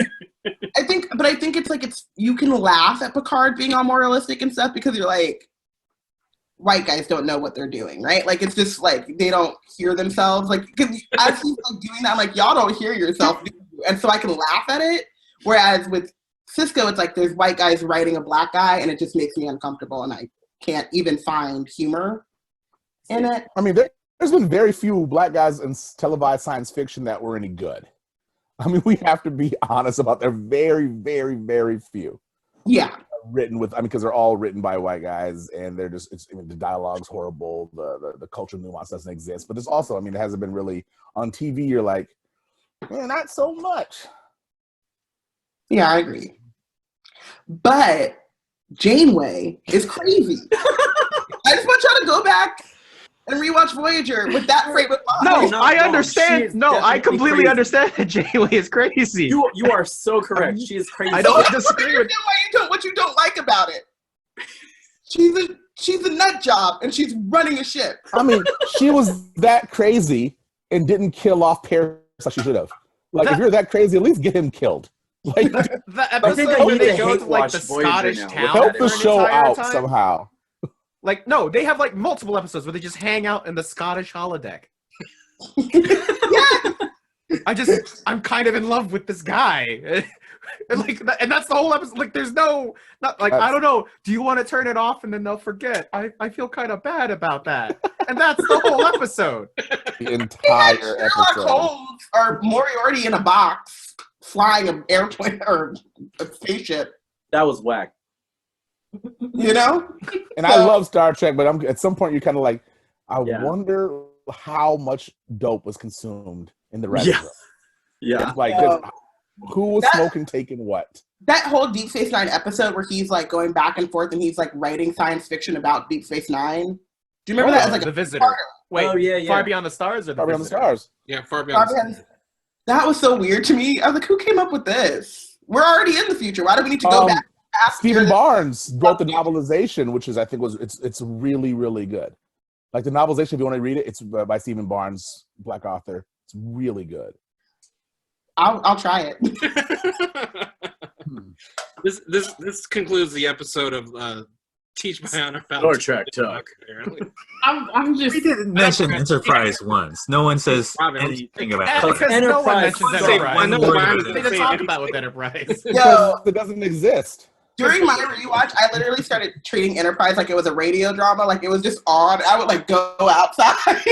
And they got done dirty on their last episode. They got done so bad. It was like it's not an Enterprise episode. It's a Star Trek: The Next Generation episode that takes place in a hologram, and I have to go back in time to make a decision. No, you don't, Riker. You fucking idiot. I agree, you fucking idiot. I don't even remember that. I don't remember anything. No one does because it's you don't have to remember anything about Enterprise. Watch that episode. It goes out of your head. All the Star Trek talk is really interesting because this episode we're recording, and this podcast is going to come out on May the 4th. Very Star Trekian. So we'll be celebrating, the Chinese protest student. Following the whole That's Star Trek thing. I didn't think Star Trek. I know. I just have been smiling and listening because I'm like, I have no idea what you're talking about because I do not follow Star Trek. What was that, Keith? I prefer the other All you need to know is yes, it's gonna be May 4th when this comes out. How about that? Is anyone playing video games? Am I the only one here that has 160 hours on Animal Crossing? Yeah, probably. I've been playing Oxenfree. Oxenfree, what is that? It's like a storytelling type RPG multiple choice game. It's kind of like the stories. It's like a Stranger Things meets I don't know what else. It's actually really fun. You guys start talking about Animal Crossing, and that's a stronger liquor. Well, if no one else is playing, there isn't much to talk about, so I won't go into it. So I what, gotta go what is play. the appeal? No, it's definitely going to be May the 4th, and All right, folks, I'm gonna go. I'm not trying to like whoop my kid and Bye, Shawn. All right, Shawn. Nice All to right, meet folks. you. You as well. Take care, folks. So we watch Voyager. So, Raymond, since you are the sole representative of Animal Crossing on this Zoom, Do you have turnips? How are they doing? That's all. That's all I got. I sold earlier in the week, so I'm fine. I had a spike this week. I had a predictor to calculate it, so I was fine. Yeah, totally. what I don't understand, Raymond, is like all these people on my Twitter who are very anti-capitalist love them some Animal Crossing. So just explain that to me. People who are why do anti-capitalists love Animal Crossing? Well, because a lot of people with red roses in their Twitter are also tweeting about Animal Crossing. Is all I'm saying. Well, I think, look, actually, what a lot of those people are doing is also finding ways to subvert the economy of the game. And so that might be what it is that because they found ways to break the economy and get a bunch of free stuff by working collectively with each other, that might be why they like it. Oh, interesting. So you can actually introduce socialism into Animal Crossing. Yeah, you can, because if you want to hang out with your friends and you can do things with your friends and share your wealth, you're more than welcome to do that. They won't stop you from doing that. Like there's nothing built into the game to say no, you cannot share things. It's Is there a black market in Animal Crossing? Oh, there's actually quite a bit of a black market because there's animal trafficking because there are rare. So here's the thing: there are rare neighbors in the game terrible that people really love. There's actually a guy. There's actually a cat with heterochrome eyes named Raymond that people are really crazy about. And so if you get him as a neighbor, you could sell your neighbor to another town for like what? Yeah, I know. I'm suddenly intrigued. The two black guys are like, wait, we're selling people now? It's super capitalism, the game. It's no capitalist, there's chattel slavery in it, apparently. Well, they're not slaves. Wait. They don't have to do anything. They don't do anything. They're not property. It's just that you can just sell them. They're neighbors. It's just that you can highly, highly suggest to them, hey, you should move, and this town is open. So there's redlining in the game. There are people who play like, I only want frogs in my village, and I guess that on downtown in Animal Crossing. Yikes. I don't like it here. I have to admit, Raymond, I don't know. I have friends who play this game, and it can't be as good. Like, the game that I have in my mind cannot be as, like, the actual game cannot be as good as the game that I have in my mind of what they're playing. It's just crazy shit. One of our, the rest of our team, they are all playing of them. They're all Animal playing, Crossing, and we have no idea what. Hanging out together. Yeah, they're like, we saw each other. I was at her island today. I'm like, I don't know what that means, but. So there's a very robust library of items, furniture, and fashion that you can buy, and you have a high rate of customization. So like, I have a friend who's a Star Trek nerd, and so he has created costumes. He's created uniforms for every era of Star Trek that he can wear. So like, he'll have a Next Generation outfit, then he'll have a Deep Space Nine gray collar, outfit, and like, so there's a fair amount of customization that you can bring to it, and it's the simple accomplishment of having designed your village, and like I built a Buddhist temple in my town, and I'm really happy about it, and I can't wait for people to come over and check it out. And like that's the basic appeal of it, and it's a stupid distraction because what else is there to do? Selling people. Keith, you went from Cloud City to the Batcave. I was just about to comment on your Cloud City, but now you're in the Batcave. Oh, okay, I can go back to Cloud City. It is May the 4th, after all. Do you have a green screen behind you, or you're just regular? Overanalyzing your background. If you have a MacBook, you should be able to. It projects to your background even without a green screen. Yeah, you just ponytail, so it looks weird.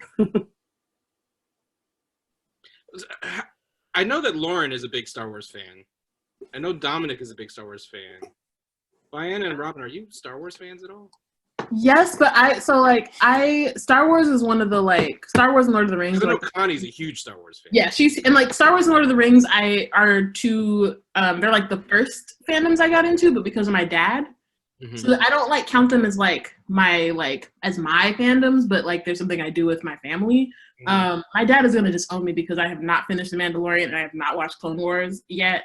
And every time I talk to him on phone, he's like, "Okay, wait, but Clone Wars," and I'm like, "Sorry, I still haven't started. I plan to, but I haven't yet." Right. But I've watched all the movies, and so I love that world, but I'm not as into it as I know a lot of people are. Right. Yeah, I like where Doctor Who and Harry Potter is for you. Right? Yeah, it's not. It hasn't quite got there, but anytime people are talking about Star Wars stuff, I'm I'm game, but my knowledge is limited. I'm very, very purposefully not in the Star Wars fandom. I go watch those movies and I'm bangs and shootouts and fun space romps, and that's it. Don't talk to me, because every time there's a Star Wars thing, fandom wise, True. Yikes. Messy. Right. So I went to Rancho Obi-Wan, and it's one of the bigger Star Wars collections, and the guy one of the guys the guy that owns this collection works at Celebration now, and they, does a bunch of stuff, and they were talking about it, and I was that all sounds lovely. This is very cool. I love seeing Han Solo goofy, because he has a goofy that's dressed as Han Solo. I don't know. I love all his weird collection stuff. I love that, but I don't want any part of the fandom, if that makes sense. That makes a lot of sense. Lauren, what is your opinion on Star Wars fandom? Because you are a huge Star Wars fan, but you also understand that Star Wars is the fandom for some reason is super messy. Yeah. And I think one thing that I'm curious about is how old the more toxic fandom people are, because I don't know, it feels like 40-year-olds on the Zoom right now. No, I'm not talking about. No, I'm talking about specifically the toxic so-called fans of the Star Wars fandom. Right. I'm just wondering what age range they're at, because it feels like a lot of what they complain about comes from from the newer material not living up to the original trilogy. Not to say the original trilogy wasn't great, but it is dated in the matters of there are not a lot of women, there are not a lot of people of color in it, etc. Now more so the opposite, mostly. But yeah, I don't know if that answers your question, but that's kind of what I'm curious about. It just seems that there's something about Star Wars fandom in particular that is there's a lot of toxic fandoms throughout, right? That's Gamergate is a thing, Comicsgate is a thing. I'm sure there are toxic Animal Crossing fans that are, there will. But it feels and because this is the May the 4th podcast in a way, it does feel like there's something particular about Star Wars that like to Robyn's point, you can't talk about Star Wars on the internet anymore without someone jumping in your mentions telling you how. I will say, after the last movie came out, I muted everything to do with Star Wars on Twitter, because I was at first it was because of spoilers, and then it was I don't want to hear nobody else talk about this. It's getting out of hand. I did the exact same thing. No joke. I did the exact same thing on Twitter, and yet somehow I still wound up in my feed. Right. It ruins your enjoyment. I think that's one of the things about I've noticed with some of the marginal stuff I've seen with the Star Wars fandom, but it's been that way with other fandoms too that I've been in and observed, is sometimes that discourse ruins your enjoyment of the thing, and the whole point of you being in the fandom is to enjoy the thing. So at the point when you're no longer having fun, then it's well, what's why am I here? Yeah. Why are we if you hated every piece of post-original trilogy Star Wars, why did you go see The Rise of Skywalker? It's been how long? Why did you spend your money? At this point, if you didn't the prequels and you didn't like the first 2 movies and you hated Clone Wars and you hated Rebels or whatever, you don't like none of the books, then you don't like Star Wars. Like, so it's masochism. That's our defining trait. But I remember, I don't know. That's our pathology. Yeah, I remember Speaking as an old posting person. saying that I'm gonna watch Rise of Skywalker on an Instagram post on the Star Wars Instagram page, and someone was saying, "Oh, why are you wasting your time watching this movie? It's awful." I didn't say this, but I was thinking to myself, "Why are you wasting your time on this account if you don't like the movie?" Right. Like at that point, like it's weird. There are other things. There's so much content out there now too that it's just like, go watch something else. Let people who want to enjoy the thing, and like it's fine. And if you like the old ones, they're still there. Mm-hmm. No one's taking them away from you. They're kind of still there. Well, they're mostly I still mean, like, we are Harry Potter fans. Like, do you know what we are currently reading right now? We are reading the screenplay for Crimes of Grindelwald. Like, that is the shittiest shit that could ever shit. And yet, What is that? it's awful. You don't need to know. I You don't need to salute know. Grindelwald I is the salute you second both. You're doing God's Fantastic work. That's Beasts amazing. movie, which are spin-offs of the Harry Potter world, which are prequels to the what you know the Harry Potter. Fantastic Beasts and How to Eat Them. It's just It's absolutely it's garbage. terrible. But like, as we are like shitting on every piece of the like new stuff, it's because of how much we love the original 7 books. And like, when this is, I don't even, like, Bayana's like, I don't even know Harry Potter. I don't know that nigga. I don't know about him. But, like, when this is all over and I have, like, I'll say probably, like, 6 months of, like, space, I can go back and reread the original 7 Harry Potters and be just as much in love with them as before.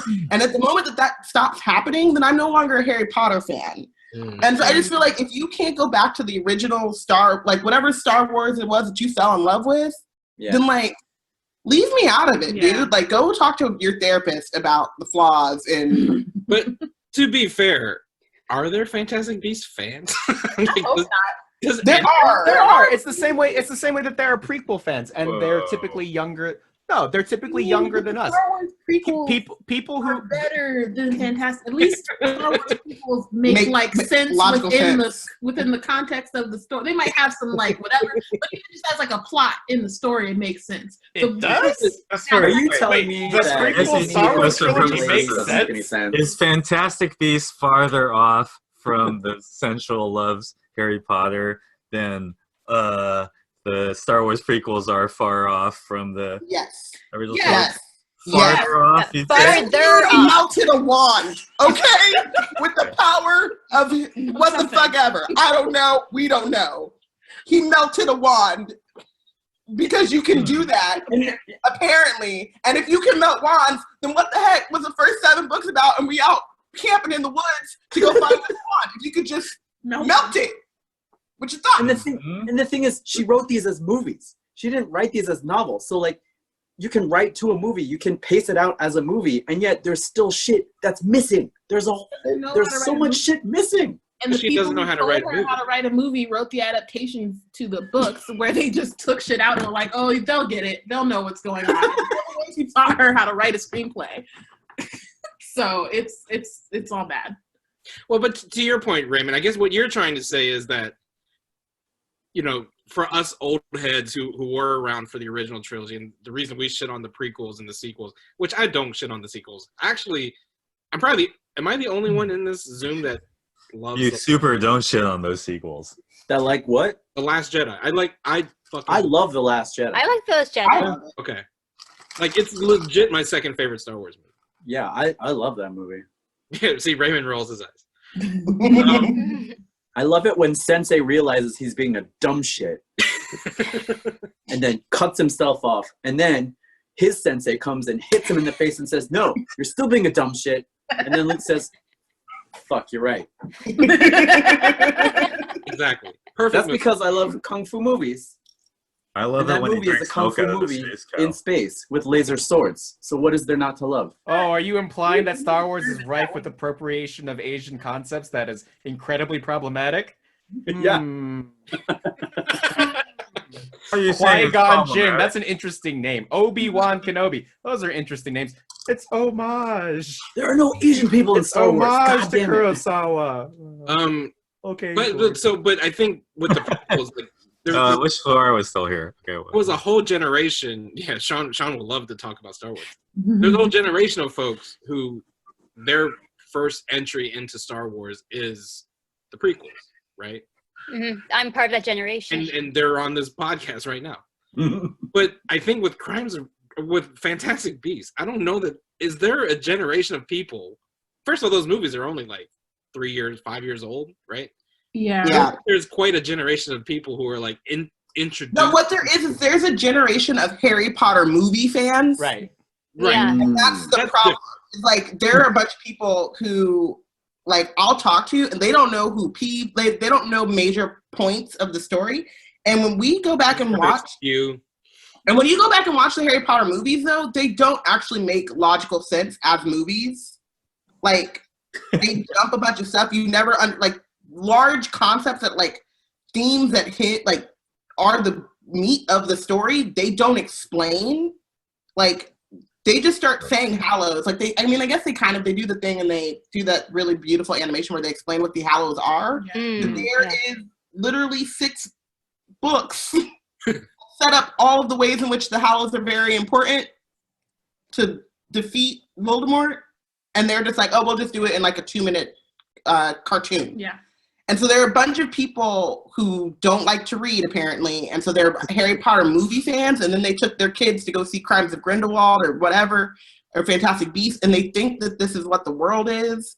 And if they're cool with shitty content, that's cool. But I whatever. also don't know how you whatever, could, because Crimes of Grindelwald actually makes no literal sense. Like even like removed from the world, like as a movie on its own, it makes no sense. Like What's the Crimes of Grindelwald? What is happening? What are they talking about? Why is he here? Why is he just that guy? Why is he coming out the So the whole Kanto bite sequence, right? Like the whole Kanto bite sequence doesn't make any sense. I agree. All right, we're not going to litigate that here. Oh, we're not. Oh, Are you sorry. making fun of my lack of Harry Potter knowledge? Well, no, that was making fun of my love of The Last Jedi, which we won't get into. I felt like Canto Bite made sense within like thematically it makes a lot of going sense. on, and I knew who the people were. They at least explained like who was there and why they were there. Whether or not you liked I like the Canto Bite sequence because I like casinos and Rose gets her best speech. I don't like it like as a whole. I like Yeah. But you understand what's happening, like literally what's happening. In Crimes of Grindelwald, the whole time you don't know what's happening. There are whole or scenes why. of people in that movie, and you don't know who they are or if they're important. And then they don't show up again. And then they disappear. Yeah. Although that lion monster was cute as fuck. The Chupacabra? Yeah. Was no, there was a no. That looked like lizard? No. No, the lion thing that he like had a food rattle and- for, or was that the first movie? I don't remember. Because there was like the wind It doesn't Maybe that was the first movie. It doesn't matter. It was really cute. I will say, watching all those Clone Wars episodes, I wish we could redo the conversation about the recent Star Wars movies, including The Last Jedi and Mandalorian, because like so much of that shit like came out of Clone Wars episodes, or were like reformatted into from Clone Wars episodes, like the Magnificent Seven thing, like the someone else talk while I think of the other thinking of. Well, I mean, I think like the post Disney Star Wars is like there's so much Star Wars content, and for the first time they made everything try to connect, right? Because prior to Disney's purchase of Lucasfilm, there was ancillary Star Wars content, but it wasn't necessarily quote unquote canon. And I think that the big innovation that the post Disney Lucasfilm gave is that everything was canon now, right? That's why they kind of discarded the expanded universe, because they wanted to make sure comics, TV shows, cartoons, Fortnite games, all of it exists in the same continuity. Mods that you may have built onto your video game. And that's a new thing, because not even the Marvel Cinematic Universe does that, right? Like the Marvel comics still exists separate from the movies. But Star Wars, grand experiment of Star Wars. Goddamn age, whatever. Continue. But the grand experiment of Star Wars, which is probably the first fully functioning multimedia franchise, right? Where the TV shows, the games, the toys, everything is supposed to tell one single story. And I think for me, I don't like that because it can get unwieldy. Like my problem with The Rise of Skywalker, and I fully admit I did not like that movie. One was like, because I like The Last Jedi, I feel like The Rise of Skywalker is a big fuck you to The Last Jedi. And two, my issue with The Rise of Skywalker is that it was too reliant on the ancillary things. To Bayana and Robyn's point about a lot of Harry Potter stuff in the movies, is they kind of like assume, well, you'll read the comic, you'll read the book, you'll play the Fortnite game to understand plot points that don't necessarily connect A to B to C. Rey goes to Tatooine for no fuck reason. I know what Tatooine is. Luke's never spent time telling her, oh yes, my day is on the fucking moisture farm. So dope. Go visit my home after I die. But the thing is, but when you have that multimedia thing, they can write a comic book. Here was a conversation that we didn't see in The Last Jedi when Luke was reminiscing about the moisture farms of Tatooine. That's why. I don't really agree with that, Keith. But I take your point, but I take your point. Well, take your point and throw it in the trash. Is anyone excited about like the new initiative they're doing with like the novelizations and the comics and stuff? Like instead of doing in the set like 1,000 years in the past. Yeah, because they're instead of doing more movies, they're taking a break and they're doing like I think wasn't it just books and comics and then maybe animations or whatever? Yeah, a lot of published works are supposed to be set in the Old Republic, I believe. Yeah. Are you excited for that, Lauren? I've already pre-ordered 2 of the books. I just kind of went through the list, being like, which one sounds interesting? That one, okay, I'm going to pre-order. That's kind of like my approach to Star Wars, because I'm a huge Star Wars fan, but I don't consume everything that's coming of it. Like, I don't play the video games, I don't read the comics and all that. I just pick what I like. Right. Like Do you do research on the things that you won't read or consume, like so that you, like, if you're not going to play Knights of the Old Republic, do you still read like salient points so that you kind of have it in the background? Like, do you go on Wikipedia a lot to like get background information? Sometimes.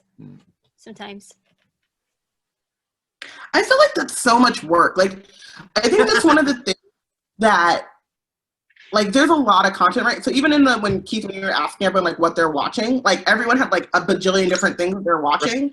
So if I want to be tuned into Star Wars, I literally can't watch anything else or read anything. You know what I've been doing this quarantine? I've been binging romance novels. I've never read a romance novel. I've read like 15 of those things already. And like, I wouldn't be able to, because all of my time would be spent reading. How many Star Wars novels are there? Like, literally, there's so many. The new one comes out like there's literally infinity. And then the comics. I mean, the comics are live in any other world. Yeah. Like, you should be able to pick and choose and still have, like, if I watch, it's like the people like in the MCU when they started watching Black Panther and then they watched Infinity War and was like, there's not enough Black Panther. And you're like, yo. like, if I choose one thing, like if I only want to watch the Star Wars movies, I should be able to do that and have a holistic enjoyment of those movies as a story. And like, maybe I go on Wikipedia and that enhances it, but like, I shouldn't need to do that. You shouldn't rely on it, right? Yeah, I shouldn't need to do that to have like, big plot points, because like, and that was my Star point. Wars, but Harry Potter, but you know, go live on Star Trek and the TV. I mean, that's what I was trying to say about like things in The Rise of Skywalker was like, well, why did this happen? Well, if you read the visual dictionary, you would understand. Yeah. I fell off a little bit, like, and even in the last like 5 months, they've been kind of like, you know, writing, like I was saying, they're writing extra stories about, well, this is actually what Palpatine was doing. Doesn't matter because it wasn't in the movie. So fuck. Right. Right, but And they're at like, that point, yeah, like, that's a problem. did you know that all the Sith were clone? Like, no, I didn't, because you didn't say that. No, Yeah. you didn't even put a subtitle. All these motherfuckers are Sith bitches. But the way I think about it is that Star Wars is still purely emotional. It's purely how you feel about it. It's much less thinky than Star Trek, even however, whatever level of thinky you like need to apply to Star Trek, Star Wars is below that. When in a good way, it's how you feel. It's how you feel about the thing. And I like, I didn't like Rise of Skywalker. Lauren, I think you like Rise of Skywalker, and I'd like to, Please provide a full throated. I like that you liked it. Yeah, and that's the other thing. I just want to say, emotional engagement in the thing is actually what matters. Well, I mean, to Dominic's point, I do want to say separate from sense. I do want to say that I think more than a lot of other worlds. I think part of the problem with fandom, and not just Star Wars fandom, but like fandoms in general, is that we don't let people like shit. Yeah. Like I'm sure Bayana and Robyn, if you heard that there was someone who liked, like my question earlier, are there Fantastic Beasts fans? I'd be like, oh, cool. I mean, we met people when we were at that convention we were talking about earlier. This girl had this whole defense against crush on Eddie Redmayne, basically. Right? No, she had this whole really deep thought out reasons why she liked Crimes of Grindelwald, and we were like, I guess we should probably watch that movie so we could tell you why you're wrong. But and we watched that movie and she was wrong. But I was like, as she was talking about it, her emotional connection to that movie, I was like, oh, that sounds real dope. Yeah. And then we watched it. Wait, just as a okay, but just as a way to think of it, your response to your refutation for response is based on an emotional connection to the thing you have an emotional connection to, right? It's not like a logical No, she actually convinced us to go give it a try. She question. He talked about it in such a way that I was like, oh, that sounds really lovely. And maybe that is there, and we're just being haters and we're not going to see it. And then we saw it and she was wrong. But also it's not like we told her that. We didn't tell her that to her face. Right. You were wrong. You caught her up. And there are other moments Found her on too. Twitter. There, a lot of people have a lot of opinions about Snape, and I personally don't see it. But if that's your bag, then that's your bag. You know what I mean? I my friends, but you like Snape, whatever, cool. It's not harming nobody. And another thing, and also that's also feels extreme to me. There are also things that are much smaller in terms of disagreements or different opinions about different parts of fandoms, and I feel like that's part of the fun too. If everybody had the same opinion about right. Then okay, cool, but then you can't. There's nothing comes out of that. Where there would be no fan fiction, there would be no there would be these things that wouldn't happen because everybody just agrees that the thing is cool or it's not or whatever. So isn't part of it when we're talking about how we attach ourselves to these franchises, these universes, that part of it is that there are value systems that we're ascribing to them in the way that we're enjoying them, right? If there is some interpretation of Harry Potter that somehow supports fascism, we're going to argue that's your interpretation of Harry Potter is wrong, right? This is anti-fascist. And I think that where we get lost is that smaller detail. It's kind of chaotic though, because sometimes it's smaller details for us we can find are these are the things that this is part of my evidence package of why it is fascist or it isn't fascist, and I wasn't reading it that way, or I wasn't reading it as intensely, right? There's so many different varieties and so many different levels of how people are doing this. We use the term fan, we use the term fanaticism, right? We think about this.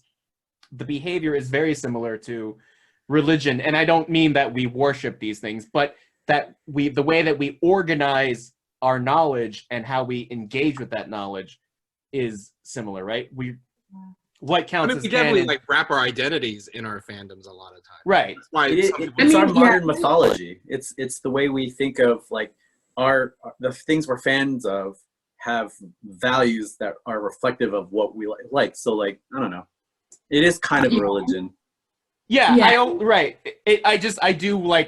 I do think the distinction of like, most of us don't literally think the Force is real or whatever, right? Like, you know, to that degree that distinction does matter though, right? Like, but there is definitely like idolatry, right? Because like if you look at because you know, I know I prefaced this whole conversation with, you know, it's okay to let fans like things, but you do see a zeal in some fans that does kind of border on like cultishness in a way, right? Like, I mean, we started this whole thing talking about like Trump's followers in a way, like that there is a cultishness, like Shawn called them a death cult, and you know, he likes to say that like Trump is the first fandom president, you know, because the way he engages with his followers is very much like someone engages with fans, you know, and then they do kind of worship. I mean, and if you look at like the Zack Snyder fans, like there is definitely like an idolatry to like Zack Snyder's, you know, godhood and this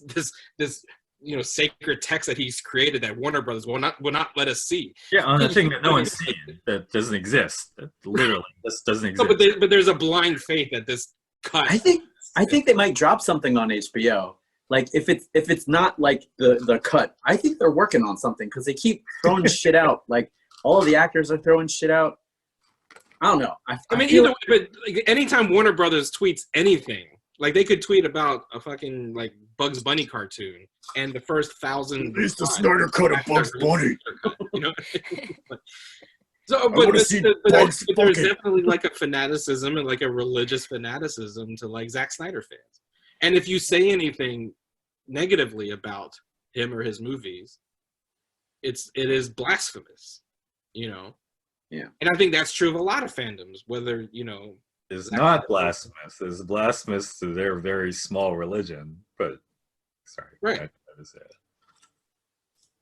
Yeah, I think that's interesting. I think like one of the things I've been kind of thinking about a lot, in part because like last year we did like 4 Harry Potter conventions. Don't do it. And I would never do that ever again. Like it was kind of overload to the point where like Robyn was joking earlier, where I'm always talking about how like I don't know Harry Potter, like whatever. Like I am now thinking a lot more about how I engage in different fandoms.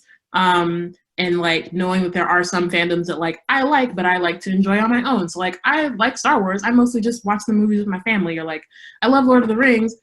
Like I'll just sit up. I think I've watched it like I've watched those movies like 4 times since Thanksgiving. Like it just kept. Wait, so like again. Like so I love those things. But I'm not like gonna seek out the fandom in that way. You know what I mean? Like me and one of my friends, we were like. Who's on our team, Delia, we were like mainlining Zutara fic from like Avatar: The Last Airbender. But like all of those things again were like very much like I'm enjoying this, and I might occasionally tweet about it, but I'm mostly just enjoying it with like the homies and not so much like I'm out here tweeting like in the way that like with Harry Potter, because we have Wizard Team and Doctor Who to an extent, but like I stopped doing Tarbis, so I don't tweet about it as much. As like that part of feeling like you have to have an opinion and feel like you have to keep saying things and you have to be like out there and you whatever. And I feel really knowledgeable about Harry Potter and like Doctor Who to a lesser extent, but still pretty high. Where I feel like I could say those things, but then it's like a thought of like, do I want to? Because then it's like, do I want to invite all of that, or do I want to continue to enjoy it? Because I felt like in the last 6 months or so, like my enjoyment of Harry Potter has started to lessen, but that's been my like thing since I was like 6 years old. So I'm like, I don't want to give. You're wrapped up in who you are. Yeah, I'm like, I don't want to give that up because of some outside stuff. And so I think like fandom is really interesting because it can be really great. And like, I love talking to nerds about stuff. Like that's like, honestly, it's one of my favorite things. But then there's like another side to that where it can be exhausting. People can be doing a lot. And then all of a sudden you're like, well, why am I even... I think it also comes to the point when there's like the factions like you were talking about, where it's like these people who really love the Zack Snyder thing. So every time you engage in anything and there's like, release the Zack Snyder cut of whatever, like, I like the thing. I don't care about your opinion of the thing to a certain extent. You know what I mean? Like, to that, like, this year was the 20th anniversary of No Strings Attached by NSYNC. I have been getting my freaking life, okay? Like, we had a Zoom meeting. I've been talking a lot about, like, the beauty that is JC Chazé. And all of a sudden, someone comes in my DMs with a Tumblr that they want me to see that is like taking down some other NSYNC fans. And I'm like, I don't know you or care about you or this thing. I just want to listen to No Strings Attached and tweet that JC has the most beautiful 8-octave range and his eyes are something I would like to die in. Like, that is me personally. But I don't need to be involved in like your crusade or whatever. And like, I think that that's like the thing with fandom. And like, I saw this, I accidentally got Raylos on me. Do you remember that? I tweeted something and someone responded and I was like driving, and you shouldn't text and drive. Don't do that anyway. But I responded to someone and I wasn't thinking. Fandom and drive. Don't fandom and drive. No, I responded to someone and all of a sudden I had like Raylos in my mentions for 3 days. I'm sorry, I don't. What is Raylos? They ship Ray and Kylo Ren. Kylo Ren. Oh. But there was like, and then it was like, it wasn't even about me at a certain point. Like, I didn't even need to be there, but they were still like parked in my mentions. I'm not even supposed to be here. It's that thing. Yeah. Right. And then it's like, do I like Star Wars? I don't think I do. But like Star Wars. Yeah, I mean, I might have told you this story a couple years ago. Like, I said something about Felicity on Twitter from Arrow. And I should have just deleted Twitter off my phone. How dare you, Keith? How dare you? For the next 3 days. I mean, you've experienced that with the super. What is it? Super. I said one thing, and now I have like half of Twitter is all talking about Supercore, and the other half of my Twitter is all talking about how we're gonna die because our president is fucking incompetent. So it's great. Twitter's been great. So yeah, I mean, you. Am I the only one here that doesn't have Twitter? Yes. Keep it. Yeah. You're doing You're doing amazing, sweetie. Oh, I have no interest. Believe me, no. Brandon deleted Twitter. He was like, fuck this. Yeah. It's also like, for me, Twitter is it can be exhausting, but it's also like the easiest way to like get shit out there, especially for like the nerds of color, you know.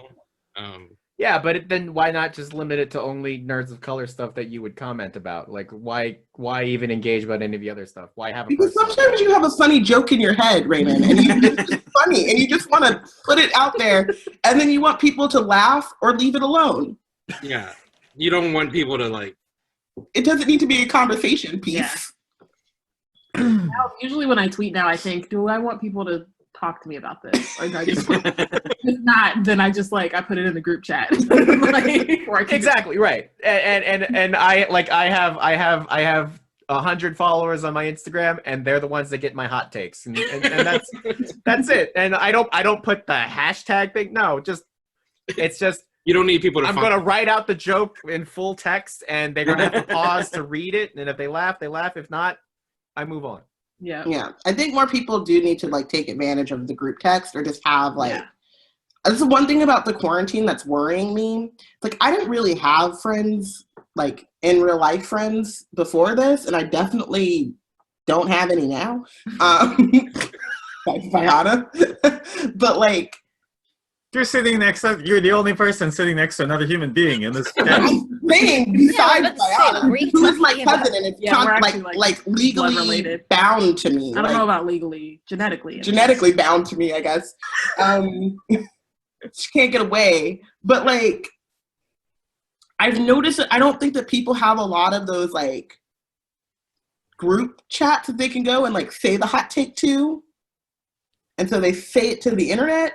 Which is just blasting this shit out on the internet on fucking Monday, so we can't even have hot takes in a private video chat. Yeah, this motherfucker. shit is gonna be hot because Other people people like the intimate vid cam aesthetic now. I mean, I try to have that, like, for every thing that I'm like a fan of, I try to have that one friend that will share that fandom with me, and that's the person that's getting that call, right? Like, it's okay. I read Wednesday's comics. Who's the other person I know that's reading comics this Wednesday? He's getting my text about this dumb shit that's happening in Marvel. Like, that's the person that can get that, and it's like, okay, Final Fantasy VII Remake, this shit's bonkers. Who am I texting? I know exactly the 3 people that I can text this about. And everyone in that game is so fucking hot.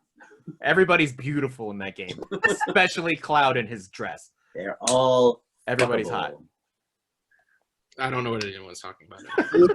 They lost me too, but I think that's like important. But I also think that stuff like this is important, right? Like you can have like a podcast, you can have people like sharing their opinions about stuff. And you think about and you listen to it and you're like, that's interesting. And then you don't take it personally. Right. Like you disagree or whatever, but you don't take it personally because like, who cares? Who person listening to this? Do you know me? Do you really care what I think?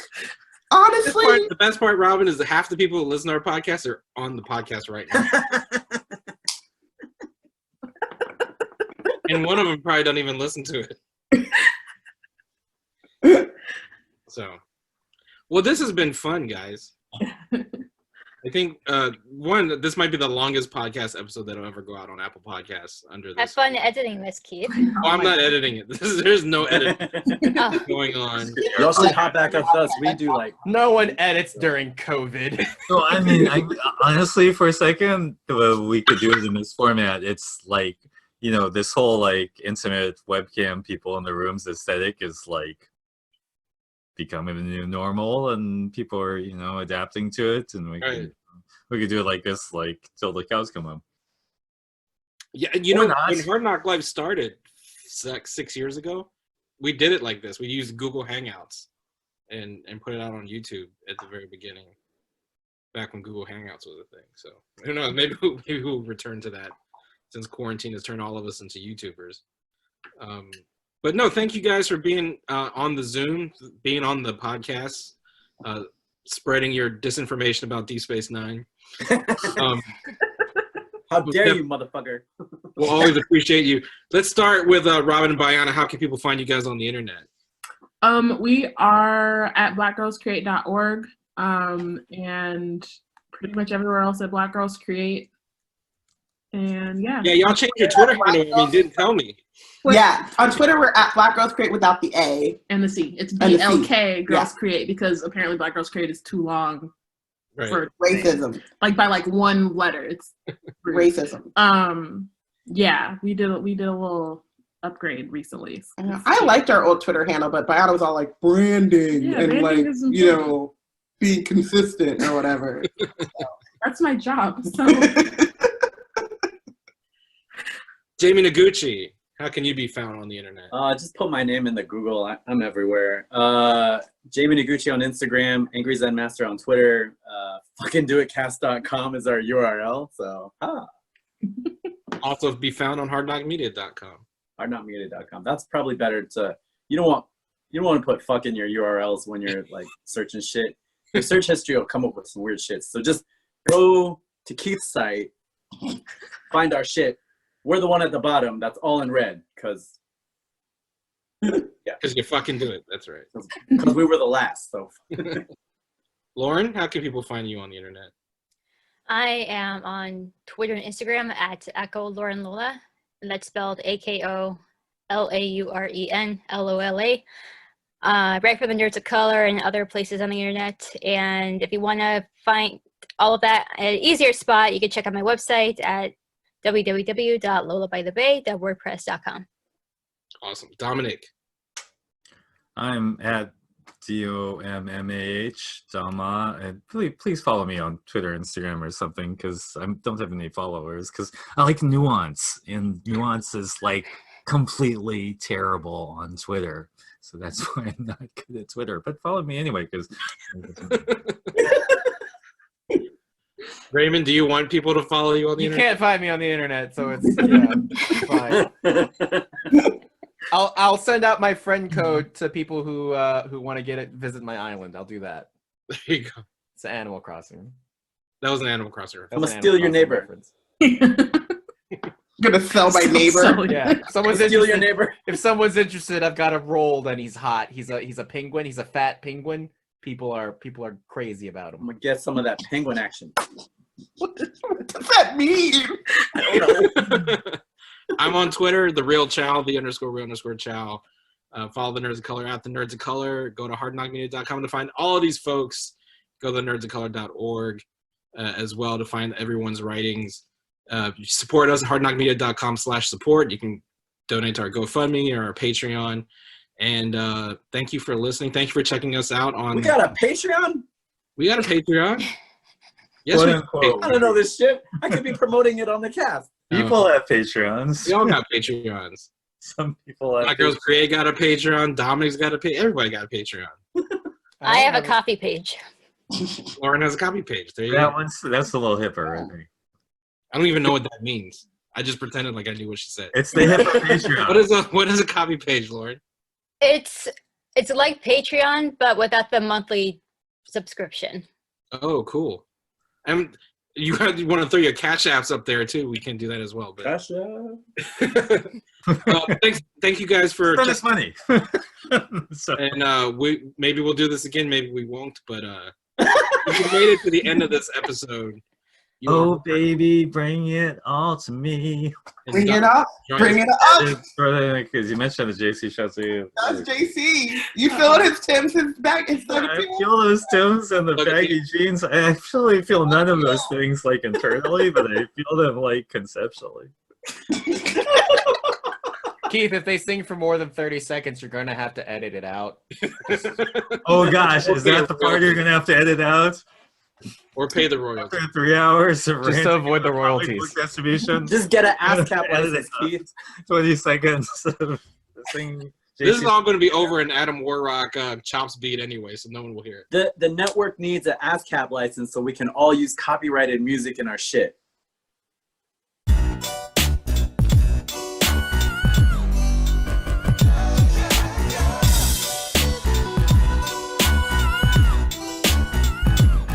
Well, it's the NOC in full color, you see me? The Hard NOC Life, comics, movies, and TV, yeah.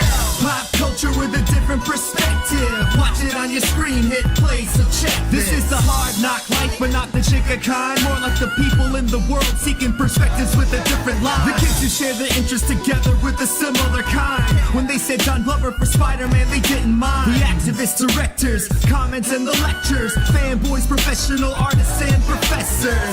Maybe a nerd who's just like you, talking about the things that you like too. So I invite you to the NOC in full color, you see me? The Hard NOC Life, comics, movies, and TV, yeah. Pop culture with a different perspective. Watch it on your screen, hit play, so check this.